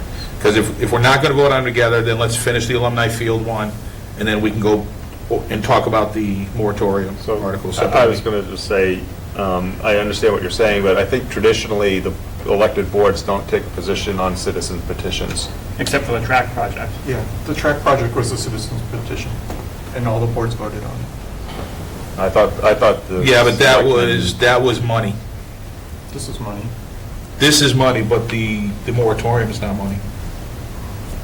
But I think it affects the way that we're spending money. It may, when we actually go to break ground on the project, but it won't affect the money that we're spending on the design document. It certainly doesn't have to. I wouldn't expect it to. Because the design documents, I would expect to come back with a couple of, multiple opportunities to make decisions about, do you want cobblestone paving or do you want asphalt? Because the cost is this or this. Do you want black wrought iron fencing or do you want rubberized chain link fencing? Because the cost is this and this. And I would expect that in terms of infill, we would have those types of opportunities to make, those determinations about the cost and benefits of 1, 2, or 3 different types of choices, depending on what the Permanent Municipal Building Committee and the Design Committee that's going to be seated, working with whoever gets the bid, we would be telling what our expectations are. And I think one of them clearly that's been communicated to us by the community is that we want to be able to make a weighted decision about the infill. On the other hand, if we take the same argument that the school committee, this is important to the school committee, the turf field or not, would be on our property too, so. Okay. So, and I'm happy to have both conversations, but I think we're going to muddy the water. Are we going to vote both of them together? Let's figure that out. And then we can have one complete, if we're not, we'll have one complete discussion about one warrant article and make a determination about voting. And then we'll have another discussion about the second one and make a determination about voting. But I don't want to talk about both of them at the same time if we don't need to. And the only reason we're going to need to talk about them both at the same time is if we're going to vote them both at the same time. So. And the reason I bring it up is simply because my vote on the first may depend on whether we take action on the second. Okay. So then we can talk about voting them both together, or we can decide to talk about one first and the other one second. That's fine. So let's still try to figure out if we're going to We're vote spending a together. lot of time right now on doing the preliminary step where we can have the conversation. Does it make sense to start diving into some of the substance and see organically if somebody makes a motion to vote on something? I mean, maybe we don't need to know where we're headed to start down that road. I'm just concerned that we're going to end up having a very muddy conversation, talking about 2, 3 different things, and I'd like to make sure we're talking about one thing at a time, because it's going to make it, I think it's going to be a better conversation. Each of them is going to be a better conversation on their own merit. So in my mind, I can clearly separate the items. What's worded there, I can deal with that as an item by itself. They're independent of any other issues. Yeah, agreed. At this point. I would agree. Having said that, I have no problem talking about the moratorium first and this article second, if that's going to make it easier for you to get where you want to be at the end of the night. That would, but I also don't want, if the committee feels separately, I can deal with my own Do you thing. guys care if we talk about the moratorium article first and make a determination on that, and then circle back to the alumni field one? I didn't come prepared to make a decision on the moratorium article tonight. Me either.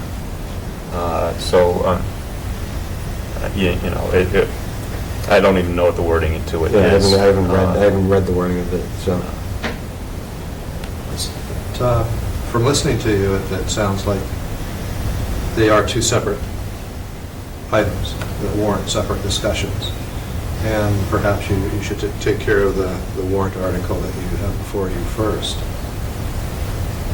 I mean, we can get the wording for the citizens article. I mean, like, we can get it now, probably. It was sent out today. Did you send that Follow over to the selectmen have that? I have it right here. It was sent out today. Yeah. It's in the other meeting. Okay. May I read it? Well, we can get it up. I haven't seen it online. It's, Is it online? it should be in the warrant. The warrant's been It was posted. emailed out today. I'm not sure if it's on there. It's the annual and special town meeting, Click there. right there. Nope. Nope, down the line. To read more. Read more. Oh, there you go. Good, that'll make it easy. And it's the annual town meeting warrant, yeah. That one. It's 18? Maybe? Is that right, Julie? It's 18? Oh, yes, sorry. I was trying to find it around my phone. All right.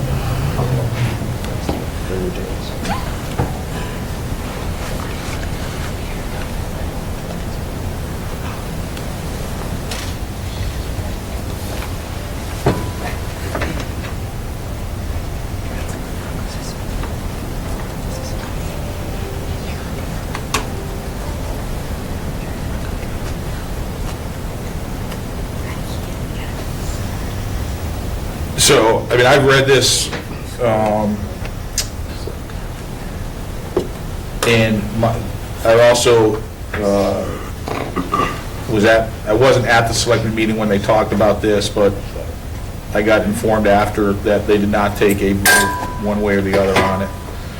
And hearing that and thinking about it prior to tonight, because I knew we were going to talk about, not necessarily specifically talking about this warrant, but I knew we were going to talk about Alumni Field, and they are interconnected. I don't know, for me personally, I don't see the merit of us taking a vote up or down on this if the selectmen aren't going to, because I think their reasoning was sound in the regard that it is a citizen petition. It's not going to, there's no spending on it. So it's not like they would take a vote, because to me, they would take a vote up or down if there was spending on it, because there's an opportunity cost associated with doing anything.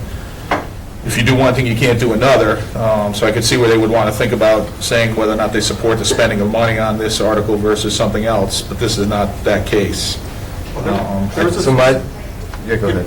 Julie, what was the reason Paul gave that he didn't want to support this? I forget his exact wording. I think it actually was because it's a citizen petition. And It's not that they didn't want to support it, it's that they didn't want to take a vote on they it. just didn't take any action on it. Right. So I'm in the same position where I'm not going to vote, I'm not going to make a motion or vote for a motion for this board to endorse the warrant article. Or reject it. Or to reject it, only because, and that doesn't mean that I wouldn't vote for it at town meeting, because I personally do have my own skepticism about using synthetic, certain types of synthetic turf. But I don't feel comfortable enough that I know any of the terminology that's used in here, what it would or would not exclude. And also, I feel like I have some faith that we should be preparing for due diligence to look at these types of things. So if we are going to have a committee that's put together to look into the whole, the whole gambit of types of fill and natural and unnatural turf, I feel like this is not the educated group to, or at least me personally as a school committee member would not want to use my title as a school committee member to endorse or to reject this type of amendment. So I'm personally not interested in voting either way to support or reject it, just because I don't feel like I'm in a position to right now. Would you if you had more time? Potentially, but even then, I would feel like I would want a group of people to look at all the options, to weigh costs and timetables, and they do actually have evidence or data in front of them about whatever the concerns are, whether it's health or whether it's safety, any of that kind of stuff, and let them be decided at that time. So I think probably, I don't think that I would vote in favor of a motion to either support or reject this from the school committee's perspective. I think what I heard you say too, Mike, was that you're expecting to hear quite a bit of that at town meeting. Yeah. And that you're going to use that opportunity to... As an individual citizen, yeah, personally.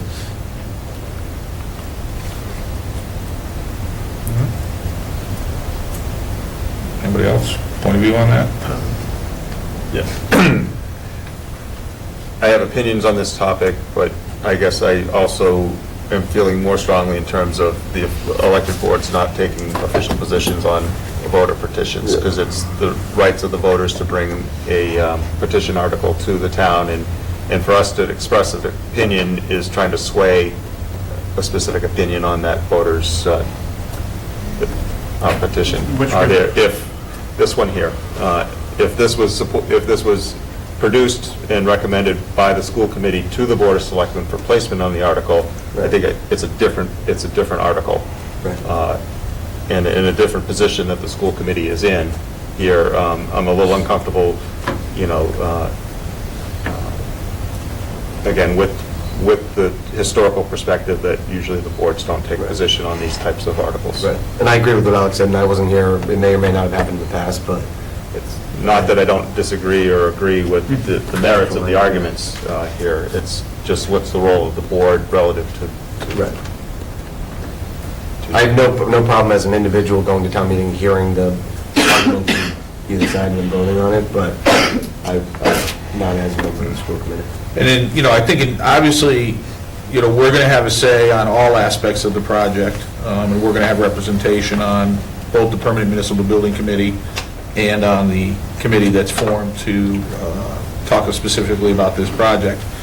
And we will have multiple opportunities to make determinations about what we feel the impacts pro and con are for all the decisions that are made on this project, whether it's the infill, the size and type of bleachers, the size and type of the outbuildings, the parking and traffic flow. All those are directly have a significant impact on the constituency that we represent. So we're definitely going to weigh in, but I think there's plenty of time to do that, and I don't think that, and I'm fine with the voter petition, and I'm very curious to see how it plays out at town meeting. But I agree with Darrell. I don't think that we need to be swaying one way or the other. Let's let town meeting, because that's the audience for this vote, for this article. It's town meeting. It's not the school committee, it's not the Board of Selectmen, it's town meeting, which is the citizens that come to town meeting. So let's let them make their determination. So with that in mind, I think what I will do is I will likely abstain from the first article.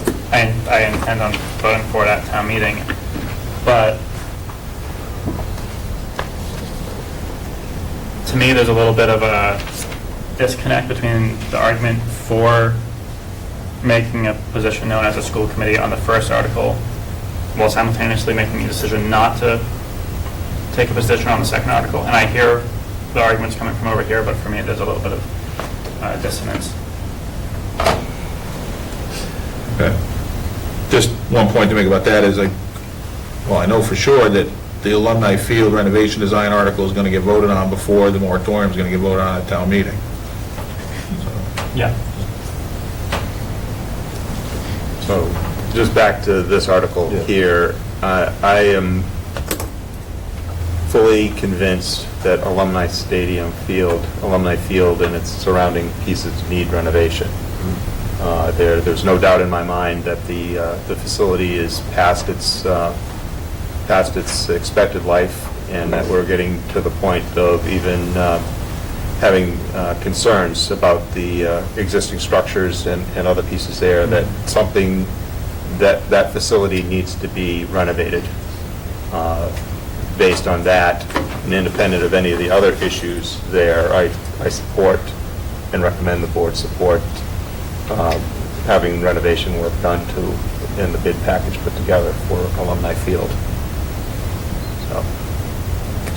I've got some thoughts on this this part of the warrant, and I have two, I guess, questions, but I think the overall concern that I have is that I'm not really sure whether this effort is being undertaken for the purpose of addressing, because you hear, I hear from both sides, whether the purpose of this effort is to address the conditions of playing fields townwide, or whether the purpose of this is to renovate the alumni fields, the whole infrastructure there with the road, the bleachers, all that stuff. And the reason why I say that is because I'm not sure that I understand why this would be limited just to, the language is just to Alumni Field, because some people who came to our meetings before raised the concern that they didn't feel like, and I agree that I'm not sure all the options have been put out on the table to address either or both of those problems.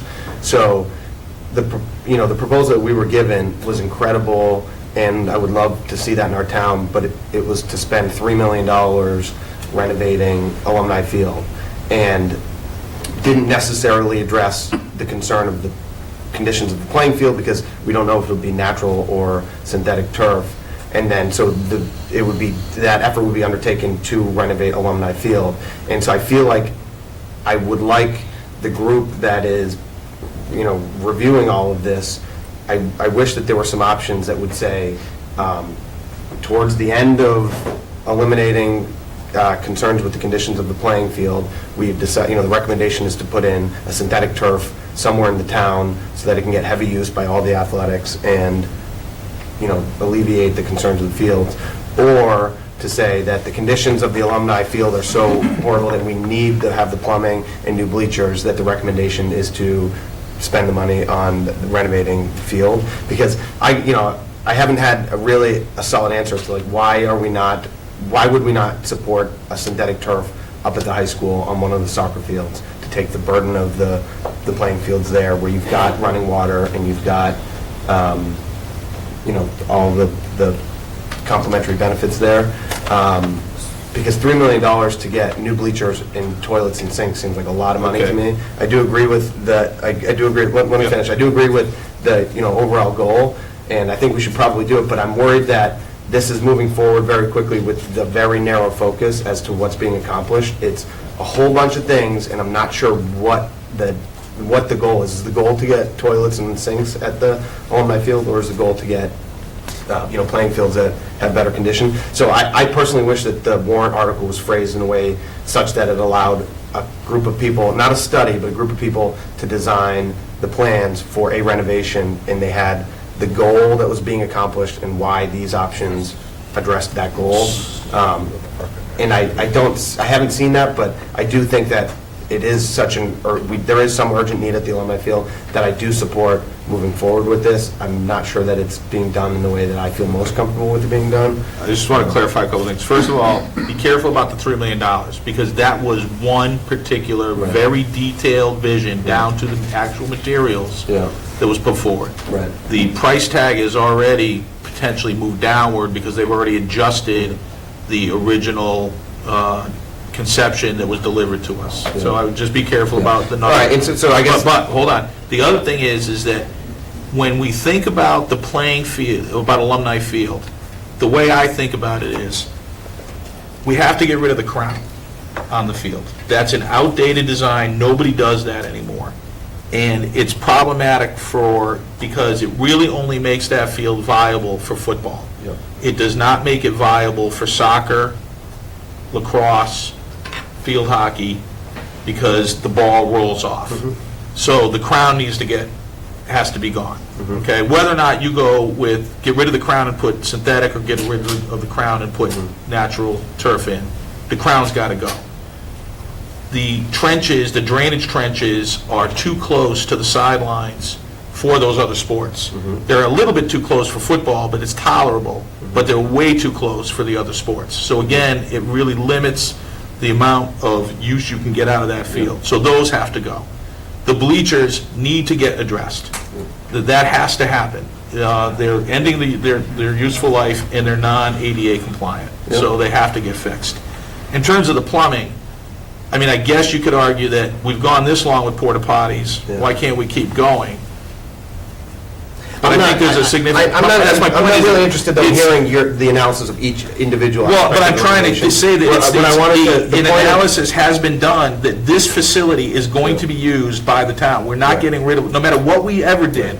Even if we had an unlimited pot of money to go do whatever we wanted to do in every other field, we're still going to use Alumni Field. It's got lights, it's got parking, it's got the only set of real bleachers in town. So we're going to use it, I'm pretty sure. So at that point, we have to address these issues. So when we talk about, gee, it would be nice to have better, nicer fields up at the high school, yes, it would. But we still need to get Alumni Field taken care of. So I don't want my comments to be misconstrued. I think I totally agree that there needs to be renovations made at Alumni Field.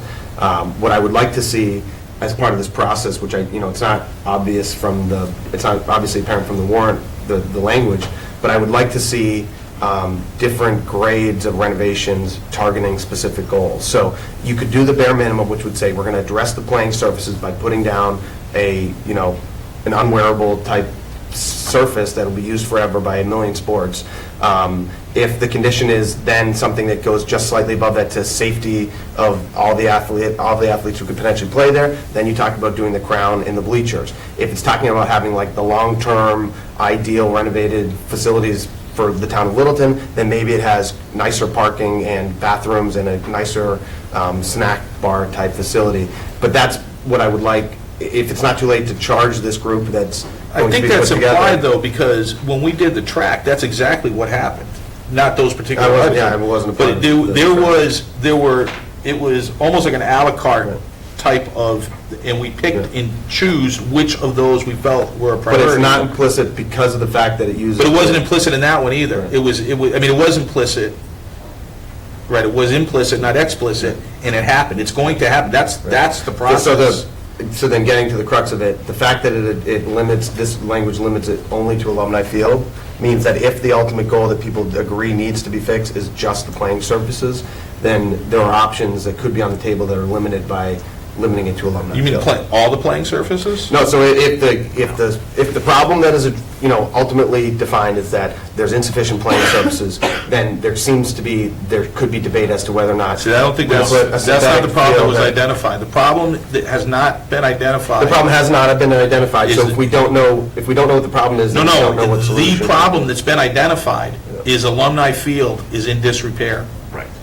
You're talking about a very valid other discussion for the Right, so town to have. the motivation for doing it would be purely because of the facilities, not the field. It's not the. The field is part of it, Okay. because of the crown Right. and the trenches and things like that. For just a second? Sure. So, as an extreme example, if at the end of the summer, the committee chaired by Chuck comes back and says, what we're going to do is put a new field in and take the crown off and do what Mike said there, I will vote against that because I feel the bigger need is the disrepair of the bleachers and the press box, of which I would advocate that we would not support that design because it is wholly missing The actual problem is. one of the biggest problems at Alumni Field. Separately, Park and Rec is got a separate process going on that is assessing and doing recommendations on the state and quantity of all the fields in town. It's running as a separate process from this here. That's why I'm putting really just tunnel vision on what exactly it says on that article, which is alumni field, renovations there, because the bleachers and the press box and that infrastructure needs to be addressed. Yeah. I'm concerned, I have some concerns that I'd rather not state, in this forum, on this, where the facilities are at this Right. point. Yeah, so I agree, and I think, Daryl, you summarized that nicely. So I agree with that concern, as long as that's the motivation and that the process will outline different variations of the project. And then the only other question I had about it was where the $234,000 number came from. 10% of the total Of the most estimated recent cost. total estimated cost.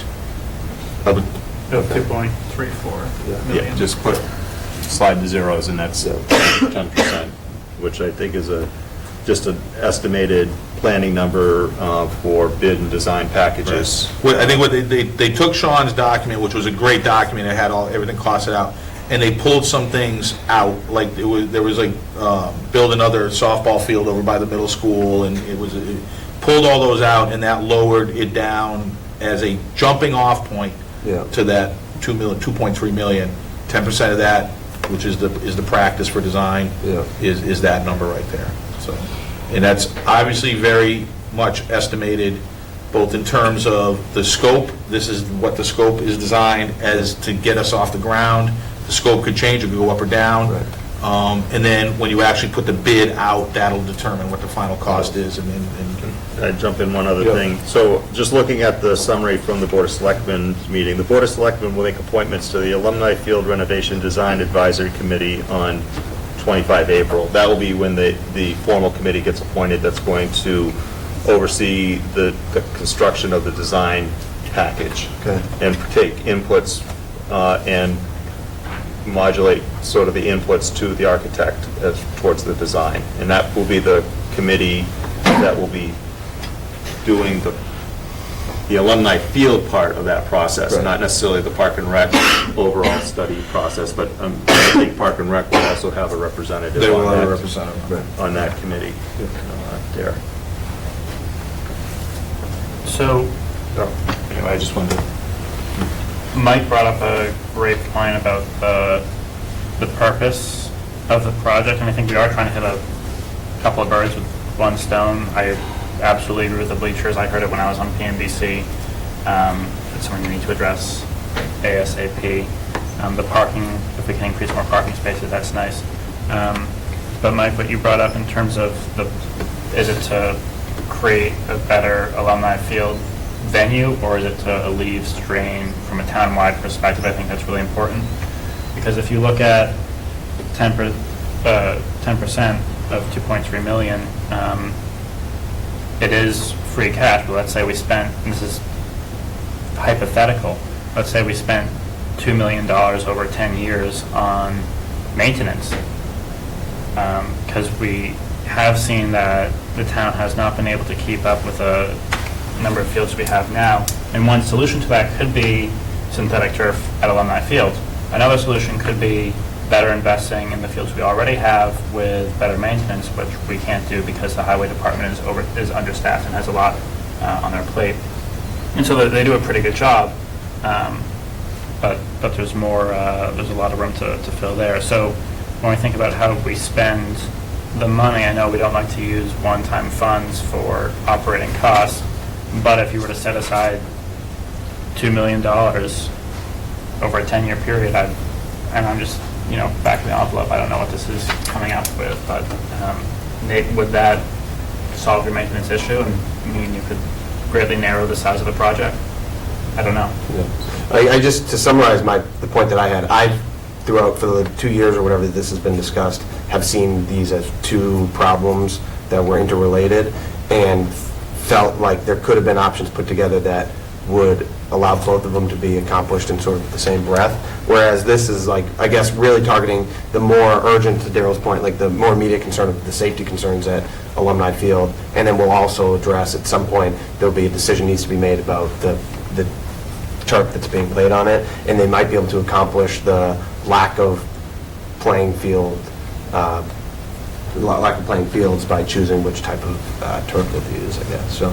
A couple things to keep in mind. One is, if you put a synthetic turf field in, you still have maintenance. It's just a different kind of maintenance.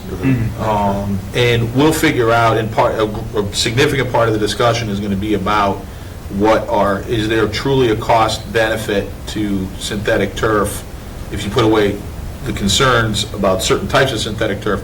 Is there truly a cost benefit when you add in the maintenance and also the replacement? Because you will have to replace it at some point. So that can get figured out as we go. The other thing to keep in mind is that we got to be careful about talking about the condition of the fields.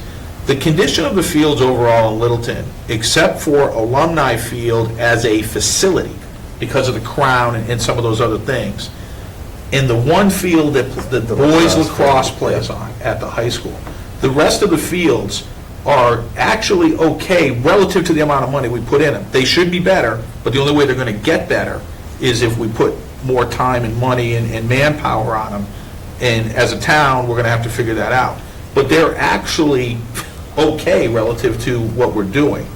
It's the lacrosse field, because of the type of traffic it gets, we can't survive. That field can't survive. It'll die. It's already dead in certain spots. And you can't bring it back to life unless you get those guys off of it and get them onto another part of the field somewhere, and then invest in that. That's the problem we have in terms of capacity. We can't rotate off of other fields and take them offline and let them, even if we have the time and money to do it. That's the issue.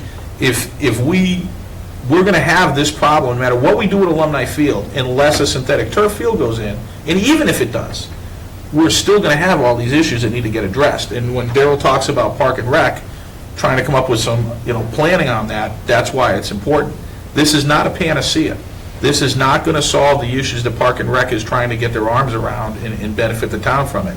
This is going to minimally get that field, that facility, up to code and in better shape to be used for the purpose that it was originally designed for, which is Friday night football, interscholastic sports, and maybe some youth sports.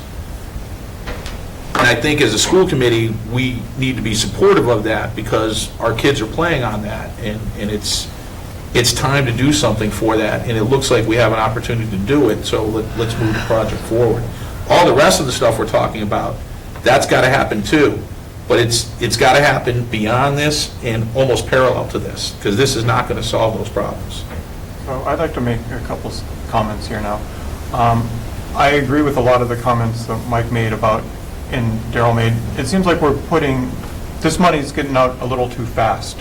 And that it would be nice to have a survey of what we actually need in town before we devote a lot of money to this project. And if we go back to our capital request in November, we had $400,000 we put on for the bleachers. And we said it's not a high priority item, and it was just a guesstimate. We didn't advocate for it then.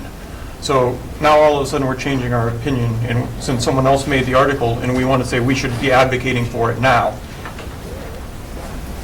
We knew when that 400,000 was put in there that this article was coming up. Yes, we did. So But if you we look at didn't put it up as a competing article for it, recognizing that they wanted to address the whole.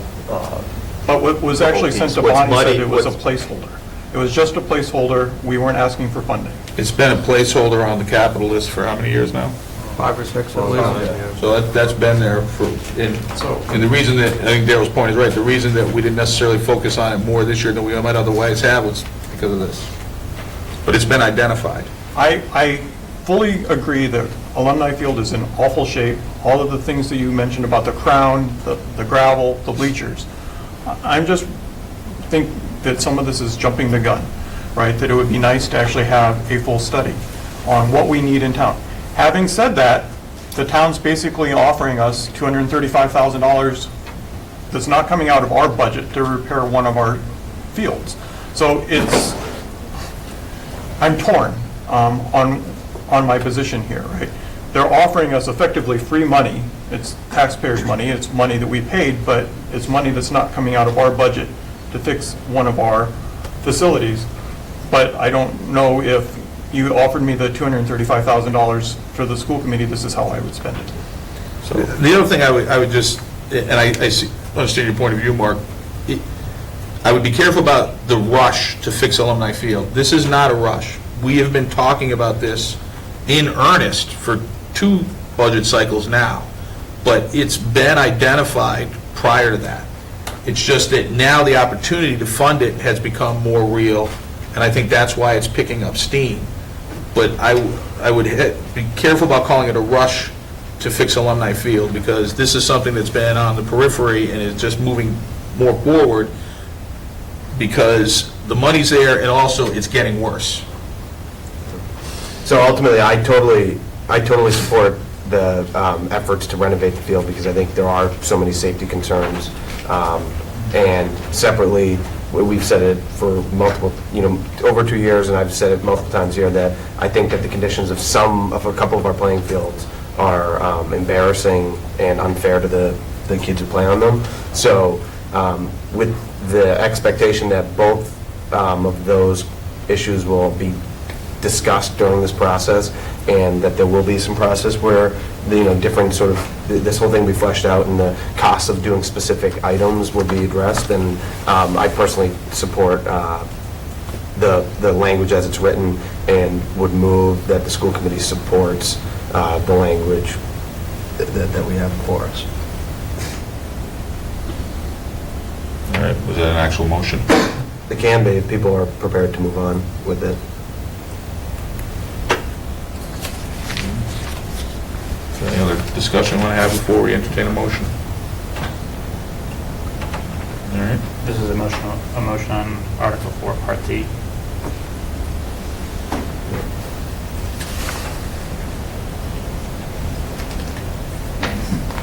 So moved?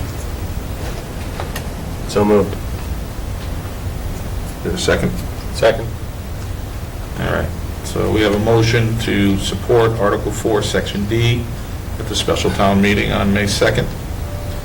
Is there any further discussion? Hearing none, all those in favor of the motion? Aye. Opposed? I abstain. Abstention? 3 ayes, 2 abstentions.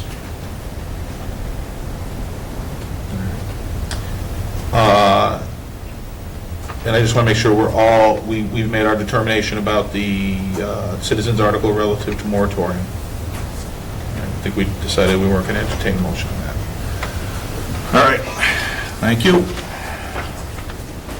All right, new business, draft calendar for the 2016-2017 school year. In your package, you have a calendar that we've worked on. We met with the Teachers Association as part of the requirement in the contract. We would have done that anyway, but it is a requirement in the contract. What we have before you this evening is a proposal where September 1st starts on a Thursday. We're proposing that Thursday, September 1st is a teacher PD day, and school would start for students on Tuesday, September 6th, so after Labor Day. If you look at June, there's a lot in that calendar, but I'm sure you've already read it over. The date of the school year, if we do not have any snow days, which I don't think I've seen that in 15 years, but you never know, we may get lucky, would be June 19th. And if we used the 5 snow days that we built into our calendar, the last day of school would be June 26th. Kind of gets the best of both worlds. We need to be in alignment with the teacher contract language that states that school should not start prior to September 1st.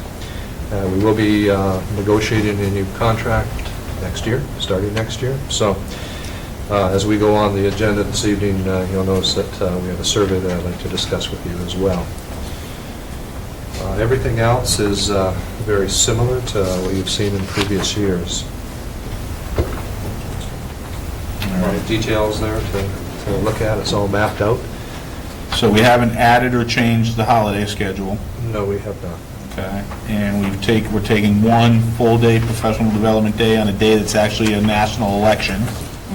So that's actually probably pretty clever. Well, thank you.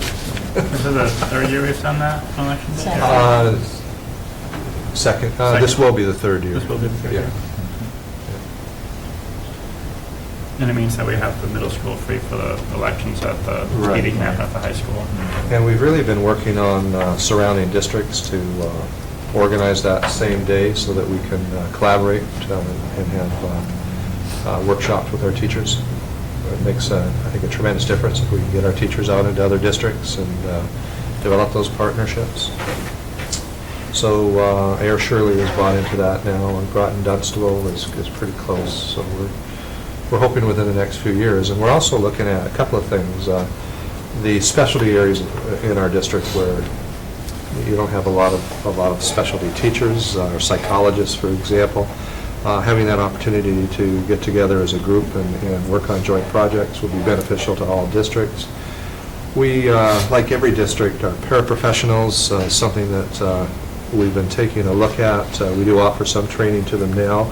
I would really like to see an area consortium developed where they would also be involved in a myriad of training related to their field. We have great ed assistants. Most of them have degrees, at least one. But what happens in this field, especially the educational assistant field, is they're brought into very specific situations with students with various accommodations, and as a result, that further training is necessary. If we can pull together with other districts, it will be more cost-effective, and again, it'll develop a nice collaborative climate to work together on various initiatives. So we're excited about that. Other questions? I think I'll hold most of them for actually when we get into the later discussion there, because I think longer term, June 19th and with the potential of all the way up to the 26th is bothering me, but we can't adjust it at a micro level with this calendar. So I'm all set. And then you already clarified, September 1st is the start date specified, earliest start date specified by our current teacher contract. That's correct.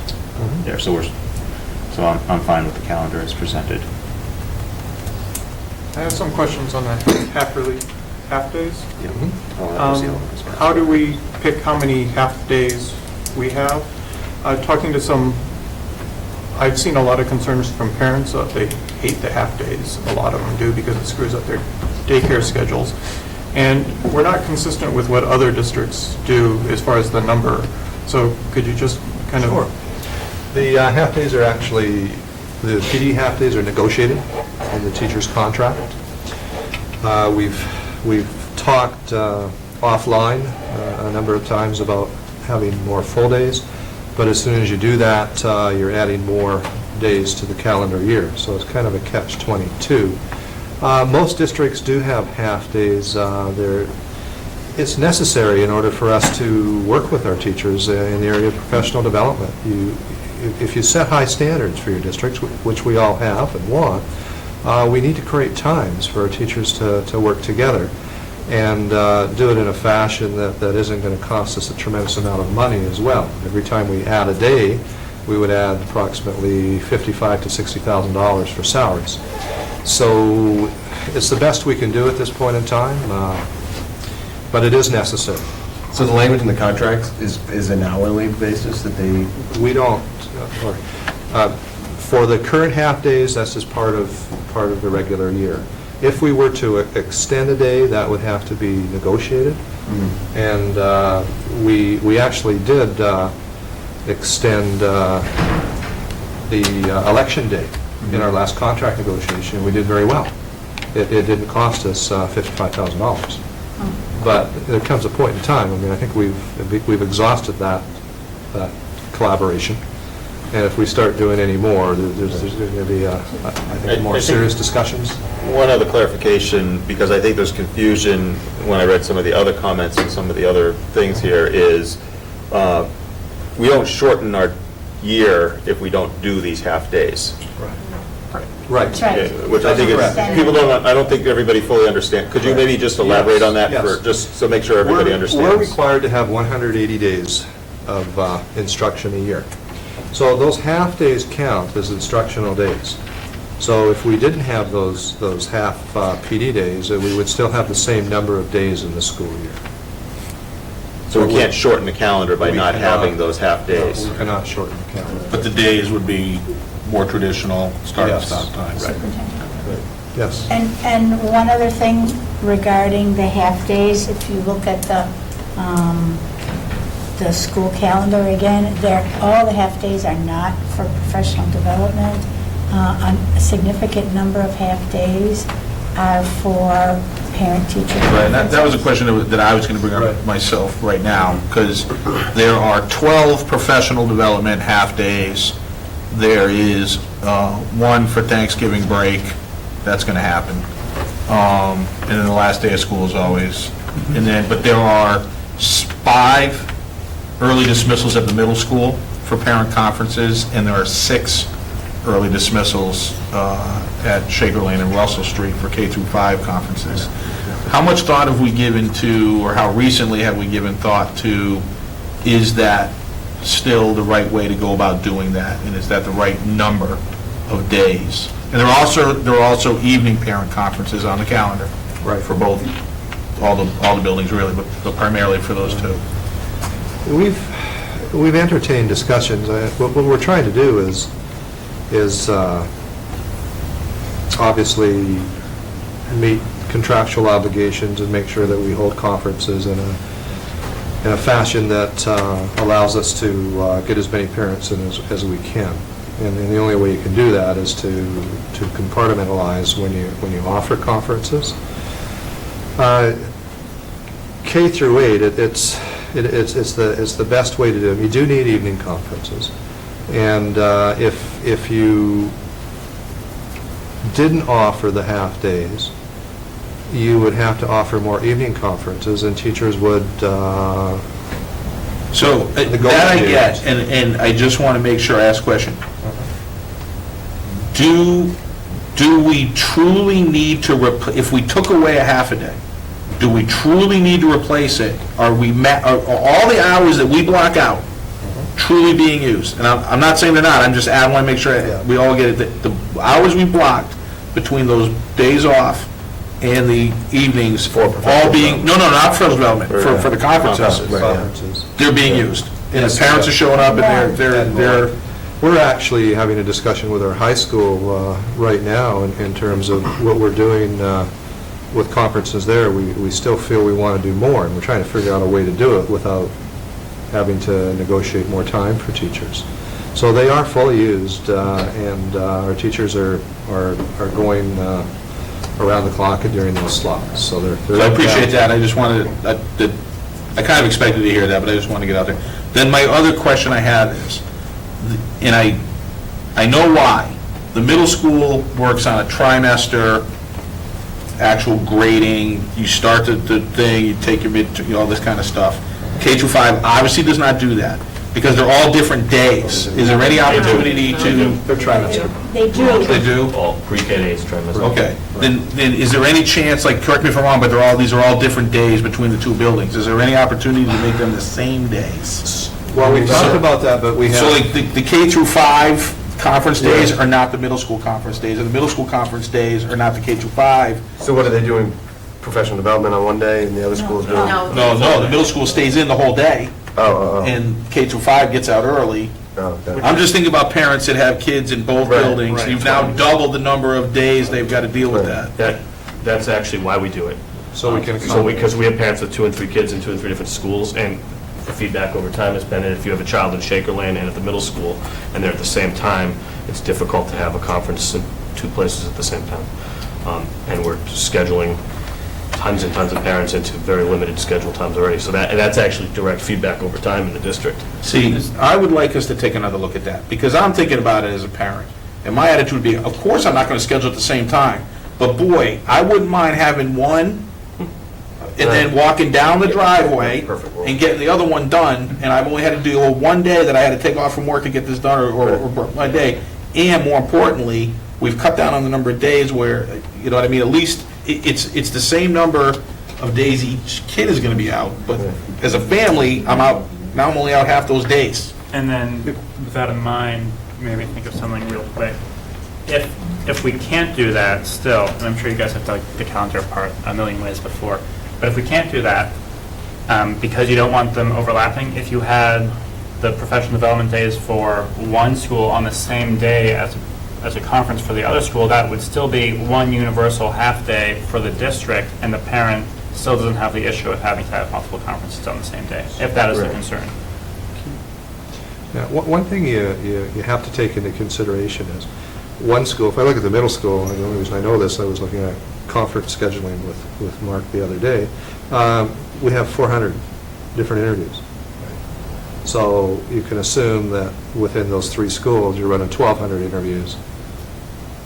If you tried to do it at the same time, it would be pretty well an impossible maze for parents to be able to see the teachers that they want to see. So there are some logistical issues. Yeah, I'm not saying that you could do it, I'm not saying you could have them all on every day the same day, but you might be able to, instead of having, 11 days between the 2 buildings, you might be able to do it in 7. So you still get, as a parent, I have multiple opportunities to switch days, so I don't have to worry about it. But now I have my 2 kids out 7 days instead of 11 days, you know what I mean? I'm not trying to solve the problem right now, I'm just asking if we can take one more look at it, or take another look at it and think about it. And if you already have, tell me to pipe down. Well, we have, I'll certainly do it again. Years ago, there used to be a drop-off of parents in the spring that would attend conferences. But I haven't had that feedback for very many years. And you're right, and I don't want us to come off as denigrating the importance of it. If we have all those parents that want to be involved, then we should be going out of our way to get them in the buildings and get them vested in what's going on in their kids' classroom, and we shouldn't be shortchanging them by any stretch of the imagination. But as always, if there's some efficiencies of scale that we can achieve, we should exhaust ourselves to try to do that without negatively impacting the benefit of the conferences in general. And just a comment, in one district that I had, we actually went to just evening conferences. But in order to do that, we had to build days off for staff. So we would run 2 evening conferences and we'd give a Friday off. But in those districts, I was able to function on minutes of instruction, not days of instruction. So I could handle those days by increasing my school day. And then I could still get the Fridays off in lieu of those parent-teacher conferences. We don't have that flexibility in this state, so our hands are tied even more. What I would like to suggest is we can certainly work on this as a 2017-2018 calendar project, but yeah, that's all I'm asking. Move ahead. Daryl's right. We can't change this calendar on that stuff. That just brings some stuff up for us to think about as we move forward. We'll certainly take a look at it as we move forward. All right. Because the number of days has gone up for conferences at parents' and teachers' request. There was a change in the Yes. not this contract. Yes, you're right, The last yep. contract, You're for right, the yep. elementary level, Yep, it that's went right. through negotiations. Yep. Thank you, Jerry Lanford. That's true, yeah. All right, can we entertain a motion? I make a motion that we approve the Littleton Public Schools school calendar for the 2016-2017 year as presented in the packet. Second. Motion made and seconded. Any further discussion? Hearing none, all those in favor? Aye. Opposed? None. All right, thank you. Thank you. All right, FY17 budget update. So, we had a joint meeting on Monday night with the Board of Selectmen and the Finance Committee. This was the most recent joint meeting we've had since the previous one, which was about 3 weeks ago. 3 weeks ago, we were at a little bit of an impasse. The schools had adjusted their request for an increase in town appropriation. We'd originally been looking for around 1.1 million. We'd made some adjustments and worked with the Board of Selectmen and the FinCom to get that down to 800,000.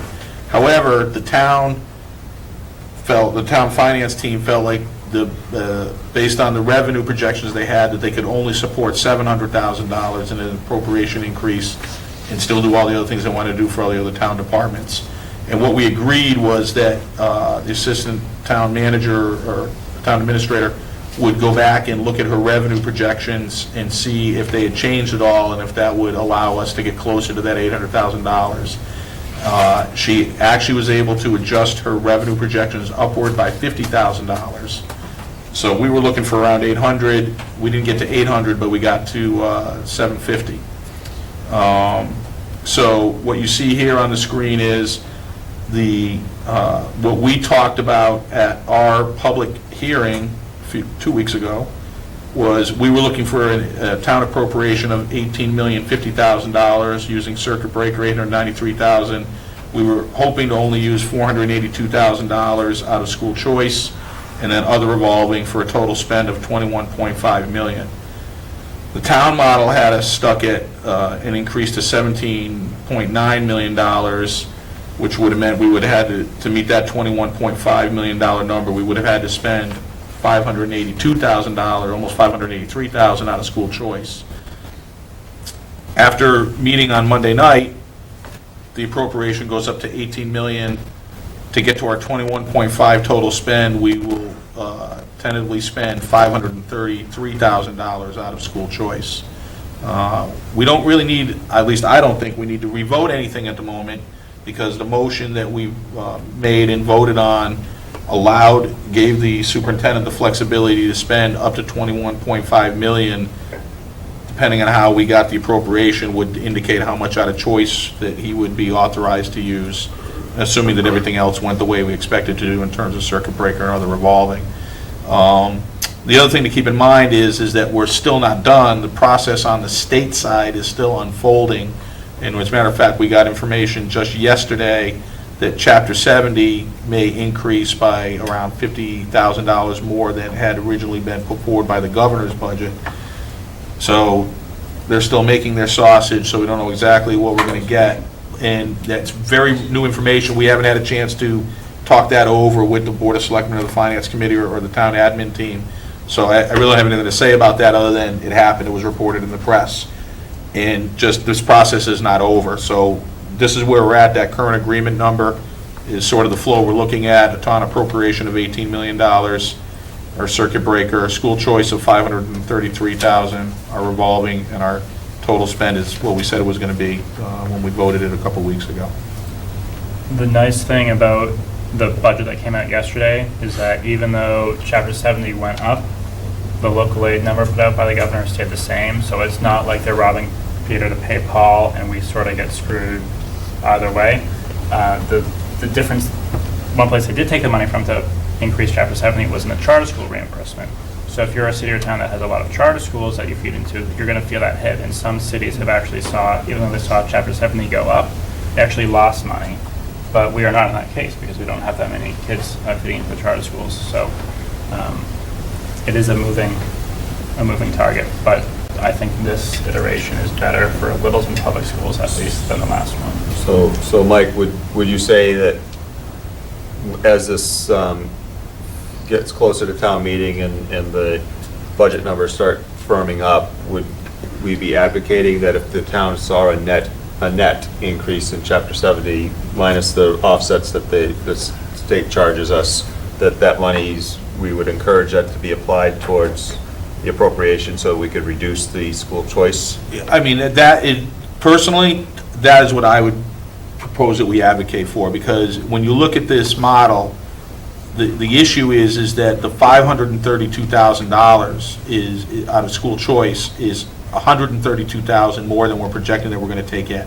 That's a deficit situation, and not an insignificant amount. So I would like to think that if that $56,000 came to be, then we would get closer to what we had originally hoped to do, which was to get an increase of get us our town appropriation up to around 18 million, which would put us at spending school choice at 482,000, still a deficit situation. Yeah. But certainly not one as onerous as, $132,000 versus $82,000. So, that's what I would be advocating for, but, respecting the process, Yep. I would want to sit down and have a frank and open discussion with the Finance Committee and the Board of Selectmen to think about, do they have alternatives or other points of view about how they think that money should be allocated. And we talked about that on Monday. We talked about, because the concern on Monday night was, yes, the revenue projections had changed and had become rosier, but they're projections, and there was some concern about how much risk tolerance did we have in terms of actually appropriating that money. And the ultimate point was, we're going to appropriate it, but if the projections don't turn out to be as rosy in reality as we hope they would be, then we would all sit down and talk about it again and figure out, the three bodies, figure out what to do about it. And my point was, or if things got better, we would sit down and talk about that too. So I would fully expect to sit down and have a frank discussion with those bodies as we get, more and more real. And it might be something that doesn't happen even at town meeting. It might happen after town meeting. It could be something that we deal with at the fall town meeting, because by then we will know, well, I hope we will know. The state operates on their own timetables. But by then, they will effectively, it's supposed to have been done with their whole budget process, and those numbers will be real. I just want to make sure that those conversations continue, because in the past, we've seen, the state doesn't really finalize the Chapter 70 monies. We see in the papers that towns are going to get some extra ones, but we've already settled with the town on what the appropriation is, and then we have to make our decisions based on, at that point in time, and we don't always get the benefit of, Right. wait, the state did shoot an extra $100,000 No, to the town. right. Where did that, we don't see the benefit of that there, because we've already set the budget based on Right. negotiating, Right. negotiating, quite frankly, with the town, Right. based on earlier numbers. Now, in many years when that's happened, it's been, I don't know if I want to use the word okay, but it's been tolerable, because we weren't dipping into the reserves. We weren't so dipping much. into the reserves, and we weren't necessarily going to go spend or authorize spending that we hadn't already contemplated doing. Right now, what we would be talking about is not changing the 21.5. What we would be talking about, we wouldn't be increasing it, we would talk about reducing the reliance on school choice and taking it, or getting it closer to being out of a deficit situation, which is an important conversation to have. What I expect to happen is that, like I say, we just got the email from the state yesterday afternoon, late afternoon. So it's really been just over 24 hours since the town's been notified of that. So I would expect that there will be some discussion amongst the chairs about, hey, here's some new information, how do we want to proceed? And I will be advocating our point of view during that process, and then we'll see what their point of view is, and then ultimately, none of that will get decided until we get to an open meeting, a joint open meeting. Right. But I understand exactly what you're saying. Because. Right, we got it, the process has to unfold, and it has to, and if it doesn't change this model, then it doesn't change this model, but we'll know why it didn't change. Yeah. And that's fine too. Because I just get concerned about our future flexibility. The Yep. town has been able to add to free cash the last several years, but we're drawing down our ability to weather any variation in the thing there. So if that opportunity does present itself, we need to make sure that we can not draw these reserves down as low as and in deficit spending as they're going to be. Yeah. All right. One thing I'd like to point out is just where we started this process and where we ended. I mean, we were talking about a $1.1 million increase, and we got about half that. So if we were fortunate, and I don't expect that we are, but if we are fortunate enough to have a conversation where we have more than that $100,000 difference come in from the state or other sources, I would expect that earlier conversation where we said, well, we need 1.1, and then we lowered it and ponied up some and sacrificed some programs we wanted to be able to run, which is all part of our process. I would expect that if we were to come in extra high this year, that we'd have that conversation with the town. Yeah, that would be great, and it's like when you go to buy a lottery ticket, the best part is just thinking about what you would do with all that money. Well, we already know because we went through the process since Right, since but August. my only caveat that I would put out there is until we get that school choice number at a non-deficit situation, we're not going to have the luxury truly of contemplating all those other great things that we know we would want to do if we could. So we just need to keep our eye on that prize first. I think we would all agree that we got to get there first. And then, if after that, there was still something left over, then we would say, okay, we asked for this, but we really wanted to ask for these other things. What exactly, we think we can get there now. We can try to. So that would be wonderful. And I agree with you that if we can get there, we will strive to be there. But we got to get that deficit number rectified first. And I hope that our process this year, where we did come down from what we still think is a necessary number, and we're saying, well, we're not going to get our necessary number, so we'll do as best we can. And part of that is the deficit spending. Right.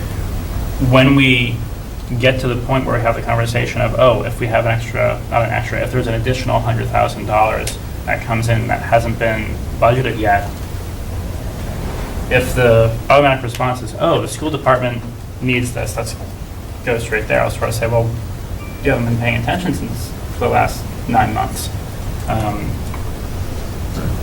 But, you're right, but at the same time, you're going to have other departments are going to be able to say the same thing, that there were things that they've been held to a level services budget, and they're going to say, there would be opportunities for them too to say, these are the things we didn't ask for either. We're the only required services budget that was not met by the appropriation. Oh, yeah, no, I get it. Yeah, I get it. I know I don't need to convince you. Right. All right, so we'll see what happens with that. All right, superintendent's report. In your package, you have a proposed school committee calendar for 2016-2017.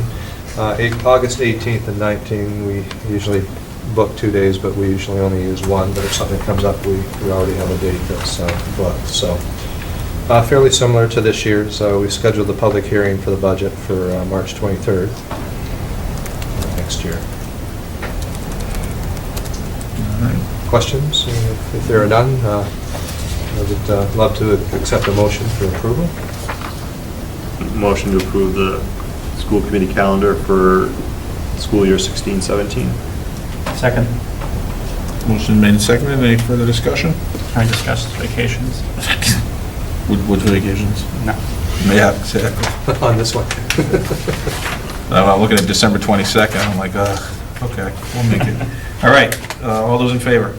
Aye. Opposed, none. Thank you. There's never a conversation of us starting after Labor Day. Yeah, exactly. All right. We have to negotiate. Yeah. Just information item, every year we do a slideshow highlighting our district. It's been really nice this year. More of our schools, not all 4 of them yet, we're getting close, are tied into continual slideshow feeds as you go into their foyers, and it's really nice to see the different things that are happening on screen as you walk into the foyer. One of my dreams is to have those feeds tied into LCTV, Education Channel, which would also be really nice to see. More and more of our schools are starting to send videos of what's happening in their classroom to LCTV, and that's an exciting addition to what we're doing as well. So next school committee meeting, we'll have our annual slideshow. Financial report, item 3, and I'll turn that over to Steve. Yep, so the report's in the packet. Again, it's normal, I guess, this time of year We're watching some accounts, we're watching some of the accounts that we know we have problems with, custodial overtime substitutes, we're watching, this year, we're watching our legal line. We've had some legal expenses come through, so we're watching that line as well. But overall, I think we're in good shape. I think we'll be able to cover most of those account deficits within other areas of the budget. We've had a good year for energy savings this year. It wasn't a particularly cold year, so that's certainly helping. Again, we're pretty much on track with where we should be at this time of year. So any questions? Anybody want more details? All right. Jerry, have any questions about the financial statement update? All right, thank you. All right. Survey school year start date have enclosed in your package. I just put the pie graphs in your package to cut down on some paper, plus I thought that would be relevant information that we really need to take a look at. In total, we had over 1,000 surveys returned, online survey. And the first survey in your package is the parent survey. And we had 688 responses. And you can see by the pie graph what they've indicated as their preference, or what our parents have indicated as their preference. 39.2% preferred to start after Labor Day. 31% took a look at the alternate starting date with September 5th as the platform date, so to speak. And 26.2% of the respondents stated that they wouldn't mind starting before Labor Day. So that certainly indicated, I think, a significant percentage difference between before and after Labor Day for our parents. If we go on to our student survey, had 188 students complete the survey. Similar findings, 45.2% of our students would like to start after Labor Day. 28.7% took a look at that September 5th date, determine whether we start before or after Labor Day, and 18.1% indicated they'd like to start before Labor Day. This surprised me a little bit. What ages do we actually ask that question This of? is mostly middle school and high school, but we had more people in our high school fill out the survey than middle school. So we didn't ask the kindergartners what they thought? No, we didn't. We stopped at middle school. The staff survey, 157 participants, 34.4% felt that starting after Labor Day would be the best to do. Interesting, with our staff group, 37.6% liked that flex time of September 5th. And 20.4% indicated they would like to start before Labor Day. So some very interesting results to consider as we go into contract negotiations next year with the LEA.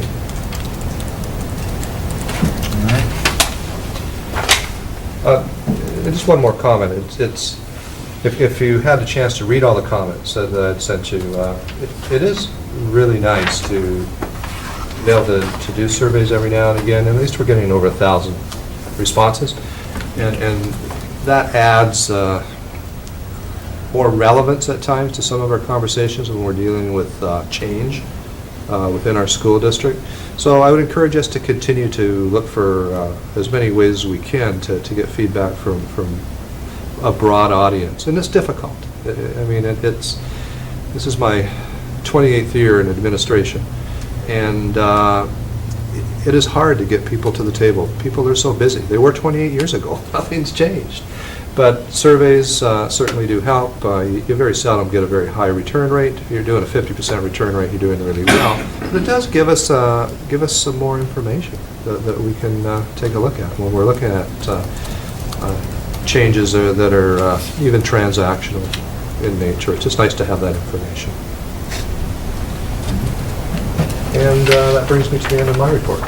So I have some comments on, I actually, thanks to with my wife's help, she actually went through the comments and put them in categories. So I actually made copies for everyone if they want. But I think I have enough copies. I'm not bothered. I was in a rush. If you look, a lot of the comments, you know, there was comments that we should start earlier because of AP classes, but there's also a bunch of comments in the survey that didn't apply to this survey per se, like get rid of the religious holidays. And there was a lot of comments on school start times and things like that. There were a lot of comments that were conflicting. You know, some people liked the 2 days we had this year, and some say that's a complete waste. So it's very interesting when you go through the comments on what you actually get back. And I think I think going forward next year with the teachers' negotiation and whatnot, we should actually continue this process and probably determine what we think as a board and a community, a small task force, effectively look at some of these things and resurvey people, saying we're with more information put out on the survey, like give them a reason why we want to make the changes, and see what their opinions are. Because I think if you change the question, you're going to get a different answer. Yeah, but you got to be careful, because if you change the question, then you're going to lead them to the answer. That's fine. Well, it's not always fine, because you create bias. Well, And then the answer, you don't know if the answer was really what they believed. So, but whenever you put out this question, you're always leading them one way or another. Well, right? no, that's exactly, you're not. If you do it right, you're not. You know, if you say, do you want to start before Labor Day or after Labor Day, there's no bias there. It says before Labor Day or after Labor Day. No, there is that natural bias to not changing what you're already doing. You're not giving them a reason to pick something other than tradition. So if you want people to be on board with something, you give them a reason, right? Yeah, oh yeah, for sure. If you wanted to be on board, We're not absolutely. giving them any reason that they would want to pick one way or another, so they're going to say, why would I want to change, right? So I think at the end of the day, as I looked at some of the comments, there's going to be people on both sides of every argument, no matter what it is. So I liked it. I liked having the day to get prepared. I thought it was a waste of time for the day to get prepared. Right. No matter how we phrase the question, we're going to get both sides. I mean, it just happens. Yes. Type of thing there. So part of it is I like to make sure we solicit the inputs, but I think we have to take a more global perspective about what we're doing with all those inputs. I don't think we need to, it's good to use it to get a pulse there, but I think we need it to maybe help inform, but not set what our decision is on it. And That was the whole purpose. on it, because I think what this is going to lead why I didn't bother talking about it during the earlier discussion in this one here is, when do we bring up the discussion about whether we stick with 2 vacations or 1 vacation? So we start looking globally at things that start picking us up days that get us away from the end of June. The most we're going to pick up, with part of this is a couple of days here. We have the federally mandated, state mandated holidays that we have to take off there that start tripping into things. We have, probably not going to be popular, but we put 2 religious holidays on the calendar. At which point do we revisit all of these things that we've done for tradition and other things that are impacting how long our school year is in terms of it Calendar is year. the calendar year is. And at some point, people are going to come down on both sides of every part of that thing there, and we're going to have to make a call what we think is in the best interest of the students. Right. Exactly. That tries to balance the inputs that the community has, but we have to recognize there's going to be people that are going to still, at the end of the day, not like that decision. And it's not that black and white. No, it's not. Whatever you do, or whatever we do more correctly, if it's a significant change, and that's interpretive, subjective, it comes down to change in work conditions, and that becomes a negotiated item. So you can't forget that part of the puzzle, because that's a big part. Right. And I think what we've done is we did the right thing. We took a pulse, And now we have kind of an indication of how people are thinking, and when we go into negotiations, we can come up with a And plan. Mark's point was very good, is we're going into negotiations, so now's the time, if we're gonna go, because if we don't go now, we're gonna be on the margins again for 3 more years, well, Right. assuming we negotiate a 3-year contract, we don't have to, but. So I wasn't suggesting that we as a board try and do this in a vacuum. Right. And I wasn't trying to suggest we do this strictly by survey results. I'm suggesting that, sometime late summer, early fall, whatever, there's actually a serious study put with a community group to go through and say, take these results and form a new survey and say, are you okay with getting, for example, rid of the religious holidays, right? How much does that impact you? I mean, these comments like people complaining that summer's too short, don't move the school back to start before Labor Day. Well, you're robbing Peter to pay Paul on this, right? You want your summer in June or in August, right? Or do you get more time by saying we're getting rid of February and April vacations, right? Right. So let's look at it more holistically when we have the time and the ability to. The two biggest drivers I think that we've seen, and we've been through this now a couple of times, is Labor Day means a lot to people, and getting out, trying to be out before it's too late in June means a lot to people. And you can't get both. I mean, if you just do this, that's all you're gonna get. But you're gonna have to, the only way, and Darryl said it, is you're gonna have to go in the middle and start pulling some stuff out. And then you can keep, both of these can move together and you can widen it out. And to your point is, right, if we reshape the survey to more specific questions about what's going on in the middle, religious holidays, 2 vacations, in February, then we might be able to get, and you can do it in a non-biased way. It will suggest change, there's no question about it. Some people will be resistant by nature to that, depending on what their tolerance for that is. But we might actually be able to sniff something out that we can then go back to the LEA with and say, what do you guys think? Right. And they might be on board with it. They might be like, oh, no, yeah, it's a change of condition, it's a good change, let's do it, Right. Well, there was I mean, I would almost, and I don't want to press any formal processes here, but, trying to understand, where an informal discussion, not with this board, but, through the administration with the LEA is where are they thinking about in terms of this overall thing here? So that by the time we get to, might not even be because by the time we starters. get to negotiations, we can have a kind of not an informal understanding, not an agreement, just where's everybody's head at when we enter into that discussion? Right, or to Mark's point is like, what things are they willing to go back to the community and ask them about? Because there might be some that they're like, we're not gonna do that, so we don't need to ask. But there might be some like, yeah, we would consider that, but as soon as we ask the community, they're like, no, okay, well, now that's coming off the table, because there's just not, you guys are interested, but they're not, so we're not gonna throw it up on them. There's a negotiation. Yeah, I just want to make sure that whatever the process is, if we're looking to change any of this, we do it early enough.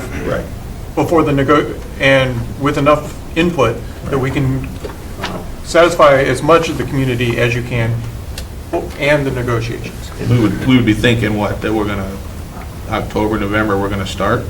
Yes, we'll first of all make the decision to do traditional or interest-based, and I'm hoping interest-based.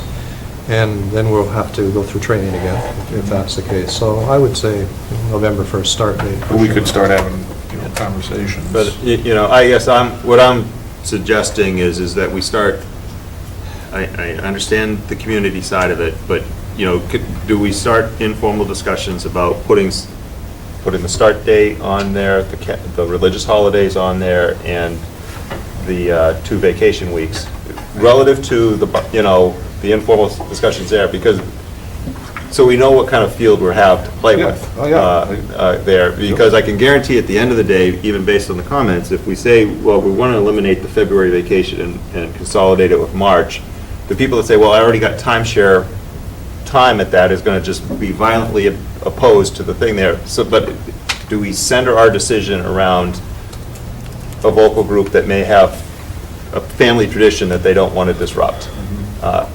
I'm having a hard time using that to guide, even though somebody might be very vocal about it. I'm having a hard time using that as a justification for staying with what we have. There are many factors that one needs to consider. I mean, you have a variety of populations, and whenever we make decisions that involve significant change, we need to get a pulse on those various populations. And you also have to remember, you need to decide how important that change is. If, I'll just throw something out, if you went to one spring vacation and the pulse on your community was against that, then you could, in fact, if you went with that decision, you could end up with an economic problem in terms of finances for your district because people would choice out or go to other centers. So again, it's never black and white, and it's imperative that you have a pulse on the various groups that you're dealing with as you move forward. The teachers, our Teachers Association, it was interesting because last year they did their own vote on school start date, and it was very heavily swayed till after Labor Day. And all of a sudden this year, we had a bit of a change. They were willing to entertain a little bit of flexibility depending on when Labor Day fell. Was the question phrased the same in that instance? Well, they Just didn't before or even after? bother, they had their September 1st, that's Yeah. what they were using. So that 4-day span that we created made a difference in their thought process. Yeah. So, part of it is you're right, Mark, we need to explain it, we need to figure out what we feel is best for education, and then take that story on the road, so to speak. That almost goes to your, it's almost a reflection on interest-based negotiation too. Right. You expanded that pie and you got different results. Right. I hear what you say, Kelly. I understand, and I'm not saying we don't take the input and process it and think about it and use it appropriately there. But as I am from Maine, and I still see in northern parts of Maine, they still take fall harvest, of which 90% of the people do not do the fall harvest anymore.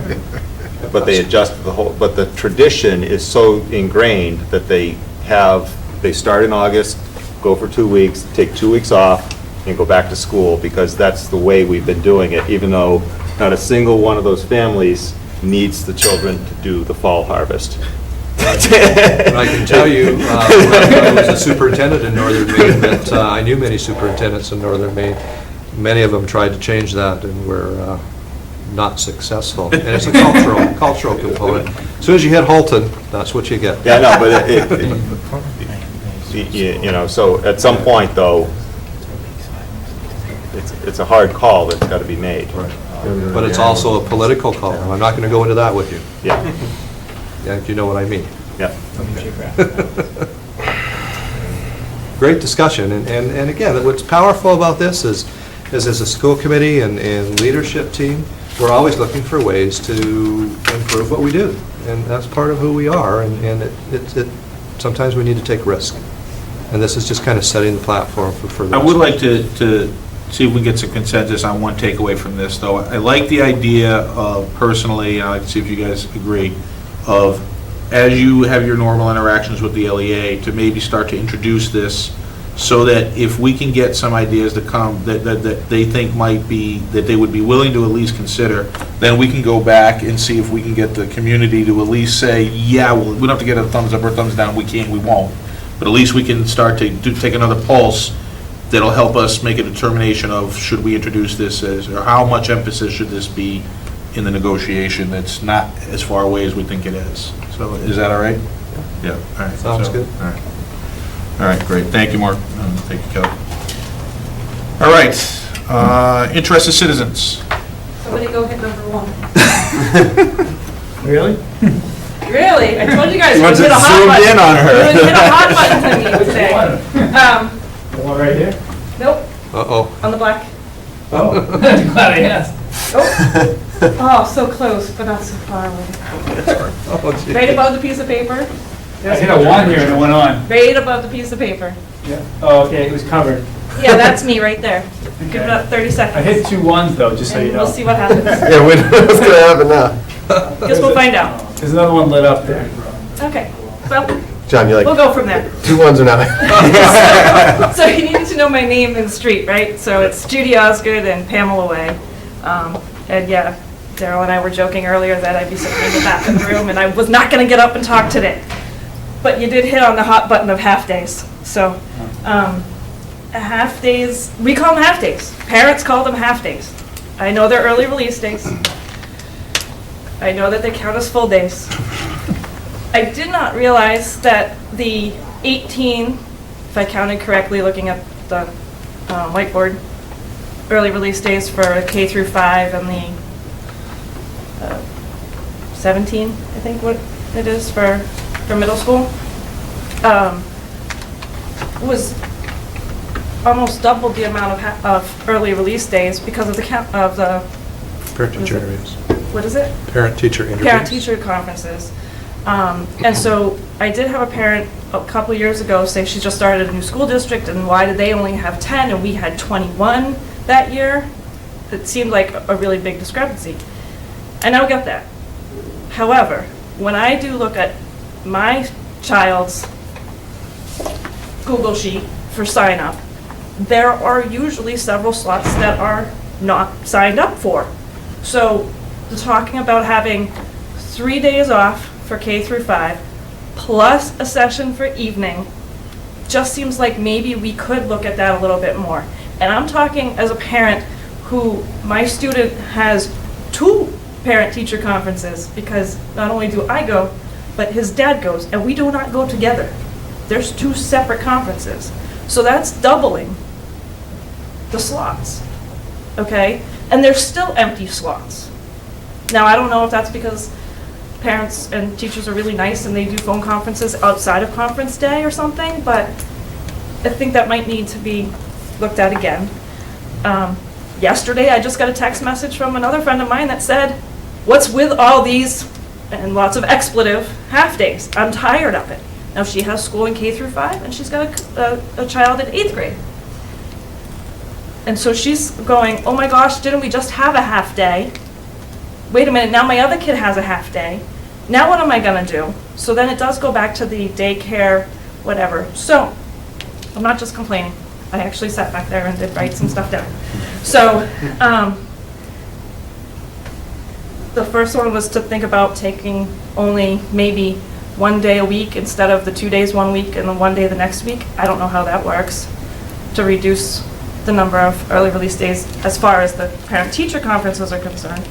I honestly wouldn't mind taking a full day off for professional development and maybe reducing February or April vacation to long weekends. But I've been saying that all along about reducing February and April to long weekends. So whatever the case may be in that. And then there was something else. I guess that's what I can gather from my notes right now. But I can keep talking until Mike gets back if he really does. But those are kind of some of the things that were making me a little red in the face back there. And my dad used to be a superintendent of school, so you do not have an easy job. Okay, thank you. Hey. Thank you. Oh yeah, Daryl. Can I stay to get chocolates later? I don't have policies tonight. And it's not even always chocolate. I tell them all the time that We've gotten peppermint patties the last few times. Just don't bring carrots. Yes, of course. Well, wellness night, I might have to bring something other than candy. She's the only one who's upset with Lisa Boone, as a citizen tonight, I have a few notes. I did have some calendar requests, which before you even went over the calendar, and I appreciate actually you guys touched upon just about everything I had hit on. Number one, wanted to suggest or request, really, once you get ready to start negotiations again, to consider removing or eliminating the religious holidays. I think we're one of the last districts to consider doing that at this point. I know it's part of the contract and you have to wait until that, comes up, but I do think that it's something that pretty much everybody has moved to, and I'd be surprised if anybody balks at it. But I understand that it's there for a reason, I guess, but it seems out of date compared to, we don't include every religious holiday, we pick and choose just a few, so it just doesn't seem appropriate. The other was considering full-day PD days. I realize that right now our half-days count as full school days, and I understand that it affects our calendar. But I have heard from more than one staff member that they actually like the longer PD days for certain things. So if we were to remove the religious holidays and/or consider, I'm also an advocate for maybe changing our vacation structure, but I know that's a much bigger change that affects people in so many different ways that I'm not expecting that to happen easily. There are a lot of alternatives, whether you combine to one or consider long weekends, but that's a fairly big change for not only, the whole community, staff members who may have children in other school districts. It will affect them significantly. So those things I know are harder to consider, but maybe even just a few full PD days that we could work into the calendar if we switch around and get rid of some of the religious holidays, so that we also can reduce the amount of the half-days, which can really become bothersome to the parents of younger kids. And then the other one was considering if the teacher conference structure was working well. I'm not saying teacher conferences aren't necessary, but is the current structure in place working well for the teachers and the families, and whether or not we should consider changing that structure somehow to be able to cover enough conferences and maybe change the way that those half-days work. And again, all of these things I had well before you discussed.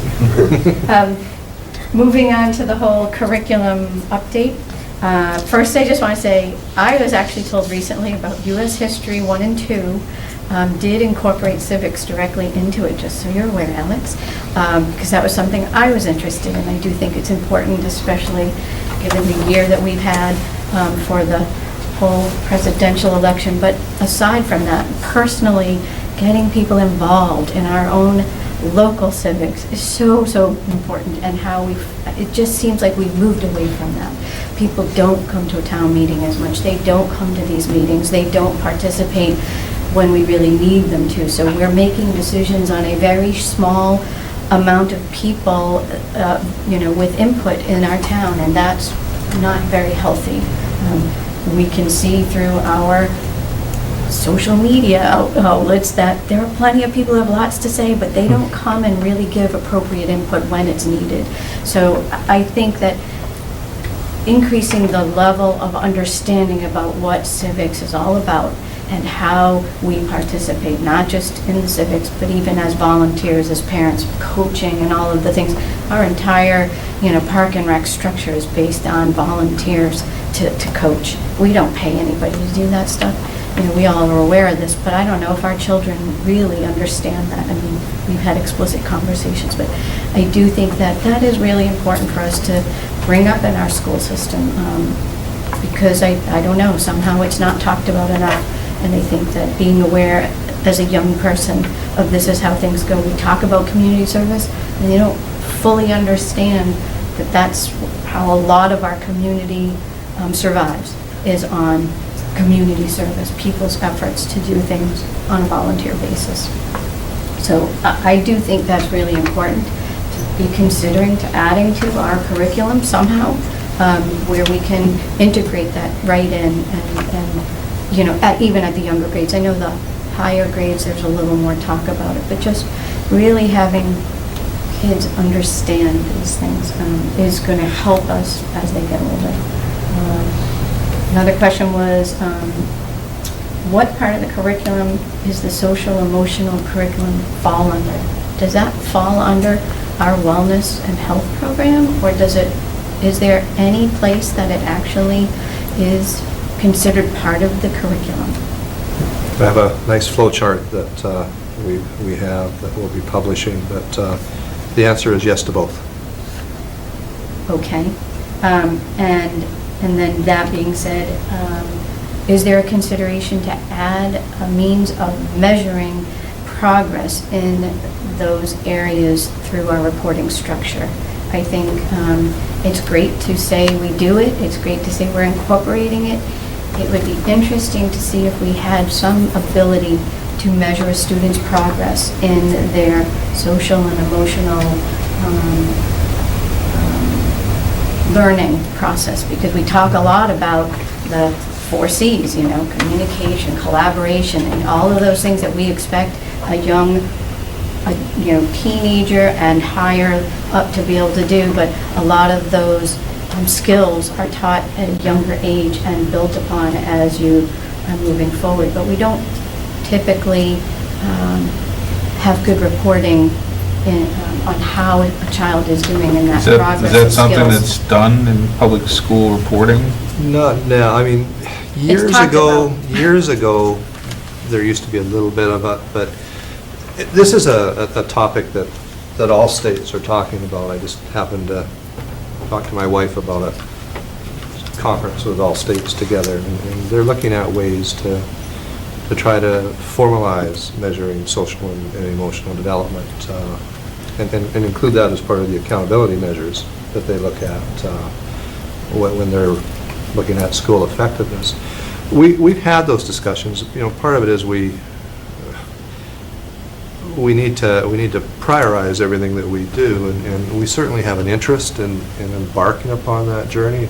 The first thing we have to do, though, is make sure that our teachers are comfortable and proficient in interweaving social and emotional development into all their classrooms. And then the next stage from that is the assessment component. No sense doing the assessment until we have the training and we have the expectations set. So we, as a district, we firmly believe that we would like to head in that direction. It's just the right timing at this point in time. Right, and I mean, it's definitely there's a lot of possibilities out there, and there are some places that do have reporting structures where at a younger grade, some of those things that they talk about where their skills are progressing or met or exceed, like they come to class prepared, they participate, they work well with others. Those actually reflect back on the student's skills at that age level for that type of interaction. And then as you get older, we lose some of that formal reporting where we could carry it through and say at the middle school level, continue to find out how well the child has, good organizational skills, again, good collaboration skills, good public speaking skills, just the, more so that the student can be more involved in helping to develop or being aware of where their strengths are and where they may need some work on skills that would help them as they get older, when they're working in groups, when they are expected as they go out to work, the types of job that they would be better at because of these skills that they're strong with and some that they may not be. So, I mean, there's a whole reason why this type of thing could help a student. One of the things that we talked about, and that was part of the original document that we submitted for Pursuit of Excellence, was this idea of a personal education plan. And it could be as simple as just having some of that information follow the student along, which would have been part of their reporting structure, that would have some of that information and get them to be participating in it, have the parent be aware of it, and be able to see their progress. Because just like many skills, they're not by this grade you have it. It's more of a developmental piece. And so knowing where the student may be weak and helping them, teachers knowing, oh, this child has a little more difficulty offering information in class, maybe helping them feel more comfortable, giving them strategies and letting them see those skills develop and getting to recognize the progress that they make. So there are ways to do it without having an official grade. It's more of again, the progression of the skill set and where they're at, and then how they can improve upon. So that's just something that I still feel very strongly about, that it would be great if we could figure out a way to add that in. And I know at the high school level, they're even doing some things which is not officially part of a grade, but they're keeping track of certain pieces of work throughout their high school days now, to show their ability to do some of these, what we consider 21st century skills. So I believe it's their advisory teacher keeps track of some of that stuff. So again, it's not necessarily communicated to us as well, but I know they're starting that, but it's not formalized yet, and I would love to see it more formalized, because I think parents could benefit from seeing the progression in the student, being able to be fully aware and have the families along with that progression and knowing, oh, my children are good at this, that's great, and helping guide them and how they might pursue something that would move on after, high school level, what kind of career or college. Anyway, done with that. Last is the whole field issue. I am really happy with the discussion you guys had. I think, again, you touched upon a lot of my concerns. My biggest concern, and I'm curious about your feelings on this, I've had conversations with the woman who heads up Park and Rec. I have not had a chance to talk to our head of Highway Department yet on this specific issue, but I think a lot of our fields actually are not in great condition. I know, obviously, the lacrosse field is in terrible condition. The field hockey field isn't in great condition either. I mean, last year, my niece comes from a different town and plays against us, and they're saying, it really isn't in good shape. I mean, and some of our other fields that are used for the rec sports are miserable. I mean, the St. Anne's soccer fields have been miserable for years, so we have a lot of fields that are really in pretty poor condition. I mean, they use them, but they're just not in great condition. And I'm really concerned about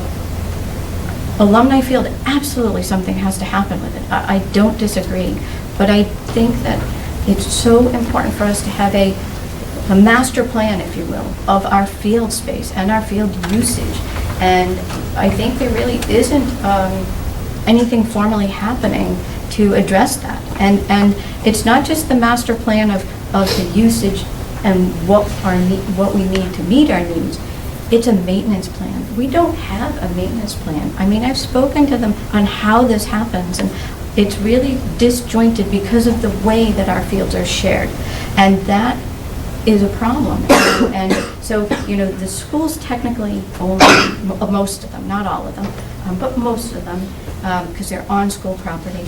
And the highway department takes care of them, and the Park and Rec helps with scheduling and has usage of them. But it's the funds that go to all of the, lime and seed and, that type of stuff.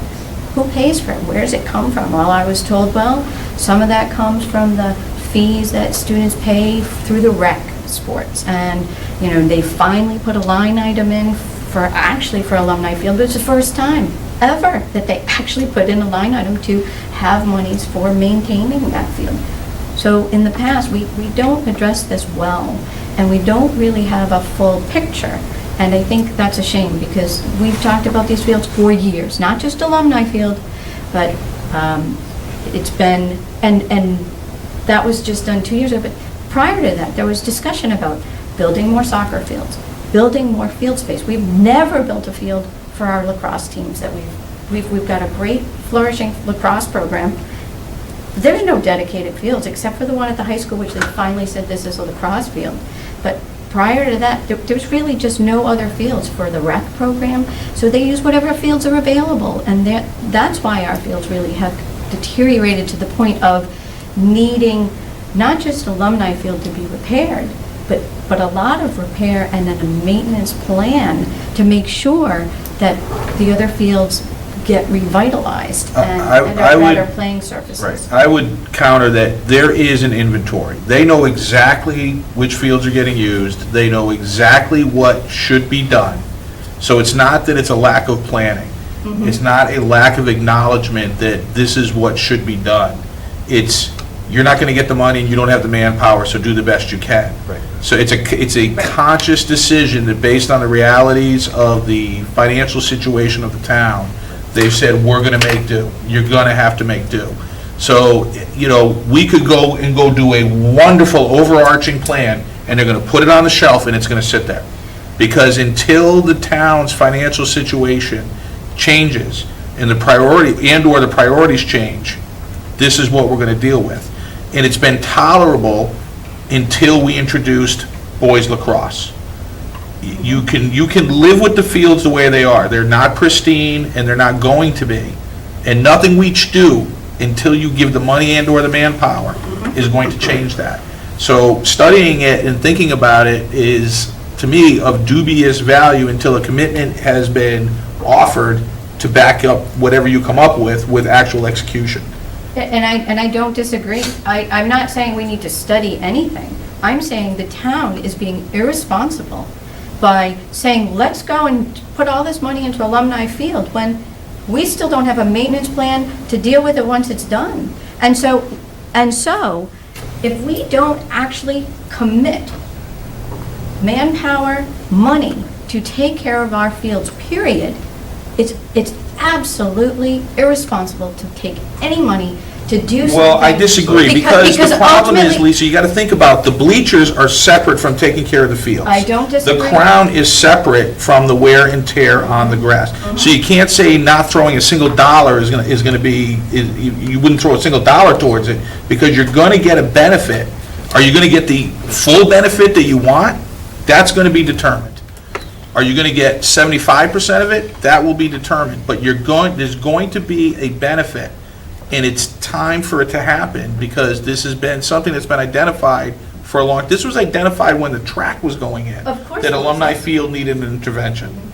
It was So- identified when they built the high school. There was discussion about whether or not we should have a new field at the high school. I mean, that was 12 years ago.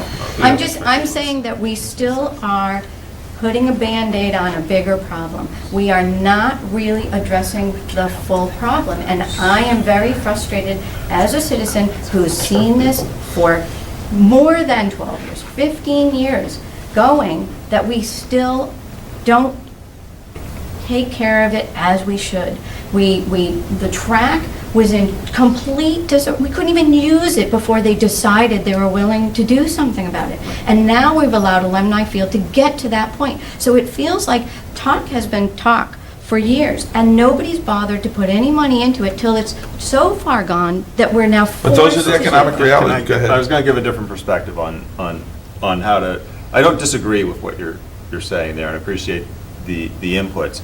But as I talked to at several of the PMBC meetings and the other things there, if you're talking to the school committee right now, we already saw resistance towards the $21 million budget, of which, if, as a school committee member, needing to understand I'm funding the education in the classroom and maintenance on those fields is not going to cut the educational material there. That's my role in the school committee here on it. So it's not, we already knew the realities that we were going to get resistance towards the budget that we submitted. If we had put a placeholder in there for $40,000 for field rotation and resodding, there's no way I'm going to place that above the other needs that we already identified in the classrooms that we need to meet. So we're in a position where we already have to deal with the realities of the things here. And until the town as a whole wants to accept that they have to start planning $10,000 or $20,000 or $30,000 a year in physical maintenance of things like that, unfortunately, it doesn't happen. It doesn't happen until it collapses. And that's a different problem. That's not a school, you're kind of preaching to the choir here. We understand what you're saying, but until the town as a whole wants to deal with it on a holistic basis, you're going to force me to make the choice of, do I do a field improvement, or do I upgrade the Chrome books that we need for the classrooms? And I think you're misunderstanding. I'm not asking the school committee to budget any money for this, because it's never happened that way. But the school committee has never paid any money to maintain any of the fields. That's not the way it has worked. What I'm saying is, if the school committee puts their blessing on this and doesn't say a maintenance program has to be considered by the town, not by the school committee, because the school budget does not do the maintenance on the fields. But the school committee has a responsibility to say, our student athletes are potentially endangered, and we are open to liability if a student from another town gets injured because of the condition of our fields, so that the town is aware of the situation that we're in, and that the town has to start saying, We have to take responsibility as a town, how that Right, happens. but the It town shouldn't is be coming out cognizant of the that, Lisa. school. Nobody doesn't know that. They all know it. And it's just that, as Daryl said, the decision is, do we fix this and not do this? We can't. We have to do these things. And there's nothing left. So we can't do that. Everybody knows it. Nobody's ignoring the problem. They're just, they're just They making are very ignoring big, it. No, but they're they not are though. ignoring it. They're They're making not- choices. Well, They're not ignoring it. They see the problem. They're making choices, difficult, agonizing choices. Well, I think that there's not a good plan in place to try to make it work. I It actually- And feels you're like right, there there's is no not a plan in place to make it work. You're make right. it work. You're absolutely right. And that's But it's a frustrating. conscious decision. It's not an abdication of, gee, we built these fields, let's just walk away from them. They've made a conscious decision, we can't do both, and we're giving this one up. I'm not saying it's the right decision, I'm just saying that's the process. No, I do think. It that unfolds every year. It's unfortunate that somebody can't stand up and say, we need to make sure our town maintains these things, because all this money we put into Yeah. them, and we don't maintain them, they're And the going to conversation that I've had, deteriorate. and Daryl's admitted, this is a conversation for the Board of Selectmen meetings, and this is a conversation for the Finance Committee meetings. This is not a conversation for the school committee meetings. So, Those conversations have to happen at those meetings, and they don't. There's no input ability. I've been to those meetings, and there's no ability to give input. I was at the one with the budget meeting. I didn't see one opportunity for me to give input on my feelings about the school budget. I went and sat there, and I wasn't given any opportunity. And that's what happens. I tend to agree with Lisa on this, on that there really isn't a plan or anyone following the plan on the maintenance of the fields. And I'm coming from, it's not from the field perspective, but when we built the track, no one was focused on repairing the track, right? It was the citizens group that came up and said, look at how bad this track is. And that's what got it going. Before then, no one complained about it at any school committee meeting or any Board of Selectmen meeting or anyone, until we went and pointed out that the track is in bad shape and you're liable if someone gets hurt. That got the things moving. And the town is very reactionary. The town offices have been talked about hiring a town manager for years and haven't. And I agree with you that this isn't a school committee issue. It's way beyond that. But Yeah, but circle back to the track for a second, Mark. Everybody knew. All the selectmen knew. The school committee knew. The finance committee knew. Everybody knew the track was broken. And it wasn't that you guys went and said, hey, in case you haven't noticed, the track's messed up. And they were like, oh, okay, let's go fix it. What happened was you guys raised enough of a commitment from the town that we said, okay, well, if the town wants it, then we're going to do it. And how did we do it? They authorized the raising of taxes. You want better fields? Authorize the raising of taxes. Well, and if you You'll be all notice set. that the track maintenance isn't done by the town, it's done by the citizens group. Because they offered that, and that was terrific, and they did it consciously because they knew it made a much better Because nobody would have done chance. it without it. But You're right. we can't do that You're for right. the They're football field. probably right. You know, you're not going to get maintenance on the football field from the citizens. You know, that's the hard part. Well, there's actually been, if you put a synthetic surface field in, you have rental possibilities. And Then you also have contention for time, because now you're reliant. Look at let's not go our, down this wait, path I right don't want to now. get into that, because if we look at our auditorium at our high school, which is a beautiful facility, it really is. It is extremely difficult to get any time in there. And you know that. For any school function, it is like crazy trying to book time in that, because we use it for that resource. So I don't disagree, I understand, but you're going to end up Yeah, going I'm down that not gonna let that rabbit one ride either, Lisa. We would never give up a school facility to a private group at the expense of a student group. We wouldn't.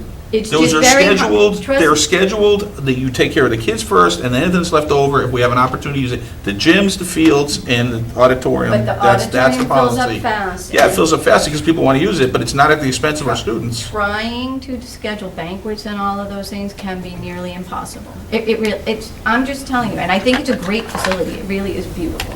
And the town did a great job building it. I'm just saying that that's what can start to happen, so. Anyway, thank you for listening. I appreciate it. I know you guys work really hard, and I do appreciate it. I think you've been very thoughtful with all of your conversations, and I just wanted to reiterate that, because I do appreciate your time. Thank you, Lisa. Thanks, Lisa. Can I make a little statement up for Lisa? I was at the CPAC meeting on Wednesday, and there were some difficult situations, and I want to commend Lisa for how she was dealing with it as a CPAC representative and maintaining her calm and dealing extremely well. We should be very proud of how the CPAC. Oh, thank you. Thank you. Thank you, Lisa. Thanks, Mark. All right, subcommittee reports. All right. PMBC. PMBC continues to move along with a lot of things going on here. Couple of things. PMBC has been asked to appoint a representative to the the alumni field thing there. I declined participating in that, knowing that the school committee would be having its own representative, and I didn't feel it would be appropriate for it to appear that we had two representatives on the on that committee there. You had mentioned, but we didn't take a, were you gonna, did you want to appoint somebody, or do you want to? Let's do it another week. It's not going to meet, that committee won't meet till after town Okay, meeting, so- because it's going to be, they might not Yeah, meet. no, I just circling through the. Yeah, I appreciate it. I the just, things you that bring you it up, I mentioned. thought about it, but it's late, we'll circle Yep, no back. problem. So, relative to the schools here, I talked to the PMBC the other night about the track. I'm concerned that we're having, I described it as a systemic failure problem with the surface on it. There's no issue at this point. The contractors agreed to come out, the installers agreed to come out to continue doing the repairs. But I asked the chair of the PMBC to reach back to the architect to see if there's something that we can put on file to protect our rights here. I walked the track the other day when I was updating our track coach on what I was talking about, and it's lifting not locally, it's all over the place. I think we're having failure of adhesion to the underpayment there. So, like I said, I've asked the PMBC chair, I think he was going to reach out last week or this week to see what we can do to put some kind of notice on file with the installer that we need something that's going to protect our rights, because he could just wait up his initial warranty part, and then we're going to be left with a track surface that's going to fail prematurely here. And doing spot repairs is not going to be I'm concerned. Treat the symptom up. Exactly there. So I want people to know that we're working that, and I, on the behalf of being the representative, told the chair that there was no problem from the schools for him to reach out to do that on our behalf. Yeah. I said if the school committee had a problem with it, I would deal with that. I don't think anybody would object. On it now. Yeah, none of that veiled threat. No. No. I mean, I don't want to overstep speaking for the committee, but as the representative on there, Yeah. I don't think anybody would object if No, I got their totally help handled to well, look yeah. at it. Likewise, I would want to, I know that we're going to have some continued problems with the roof at the high school there. I haven't had a chance to speak with folks here, but I would almost, again, recommend that I seek the PMBC's help on reaching out to the engineering firm to conduct the study, rather than us trying to conduct the study of troubleshooting the roof. I know you've started looking into some options. I'm going to encourage that maybe I reach back and ask us to get the engineering firm to hire the engineering firm to do it, rather than us trying to do the troubleshooting to identify the leak there. I know you had. Yeah, we can have an offline discussion Yeah, about that. just in terms of, trying to make sure that we line up the right help to do it there on it. So that's my PMBC updates Thank you. for that. Budget, we already talked about, so let me just circle back to that. Policy? Yes, of course. No. So I finished the last batch. I'm meeting with Kelly, we're meeting tomorrow afternoon, of which I'll be bringing over the next 2 meetings after that, hopefully the last batch of policies for this year. With that, we have an updated wellness policy, so I'd like to schedule the first reading of that with the annual wellness presentation, because the Wellness Committee provided inputs on the update there. I think it'd be nice if they So the fruits of their labor? Exactly. And maybe we do that at the beginning of the meeting rather than at the end, so Oh, yeah, that's that I know fine. Yeah, we for asked sure. them to come in good for idea. several different things. And then I would like to also try to see if we can schedule a public hearing on advertising policy. Okay. You know, if we could tuck that in before, you know, at like 6:30 or something at our next meeting there. That will coincide with the first reading, so we could then use the public input in our Okay. first reading, so I can try to see if we have consensus to finalizing that. Seemed positive indications from the committee on the preliminary draft, that Yep. it's along the lines of what we're thinking about. So I would like to try to come to closure on that within the next couple of Like a meetings. public forum next Yeah. meeting, 6:30 to 7? Yeah. Yeah. Yeah, that's fine. Does that work for everybody?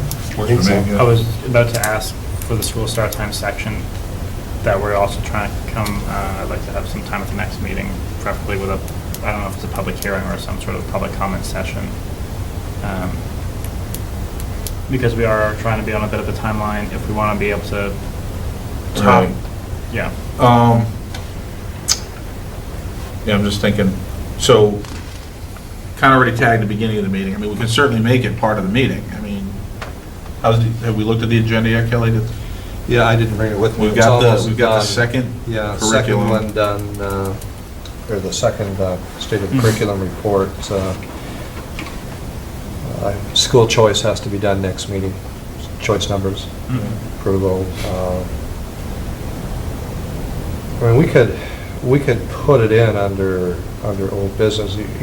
Are you looking at a formalized form? Well, we want to. I mean, I'm just thinking that if you put it on the agenda and we get the message out that people are going to come. If they want to come, they're going to come.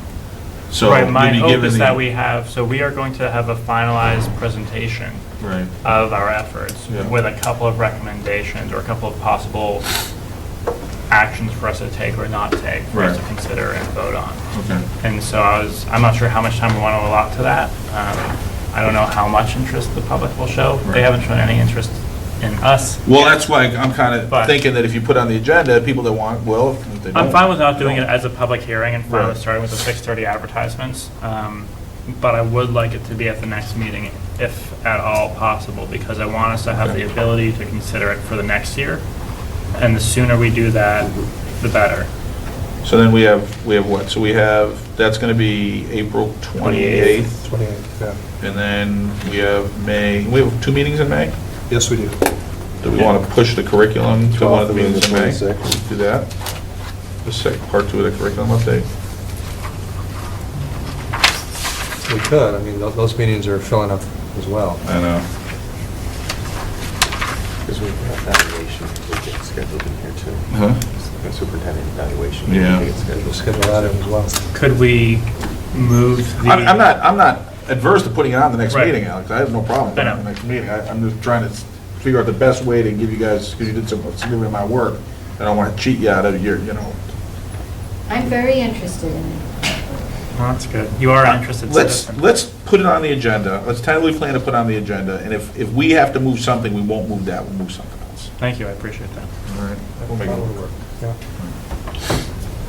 All right. Is that all you needed for that? Yes, wasn't that a quick update? Yes. This might get one a few more than 30 seconds. All right, any other business? All right, we don't need executive session? No, we do not. Excellent. I'll entertain a motion. Motion to adjourn. Second. Thank you. Motion made and seconded. All those in favor? Aye. Opposed? Take Daryl, All right, thank you. Okay.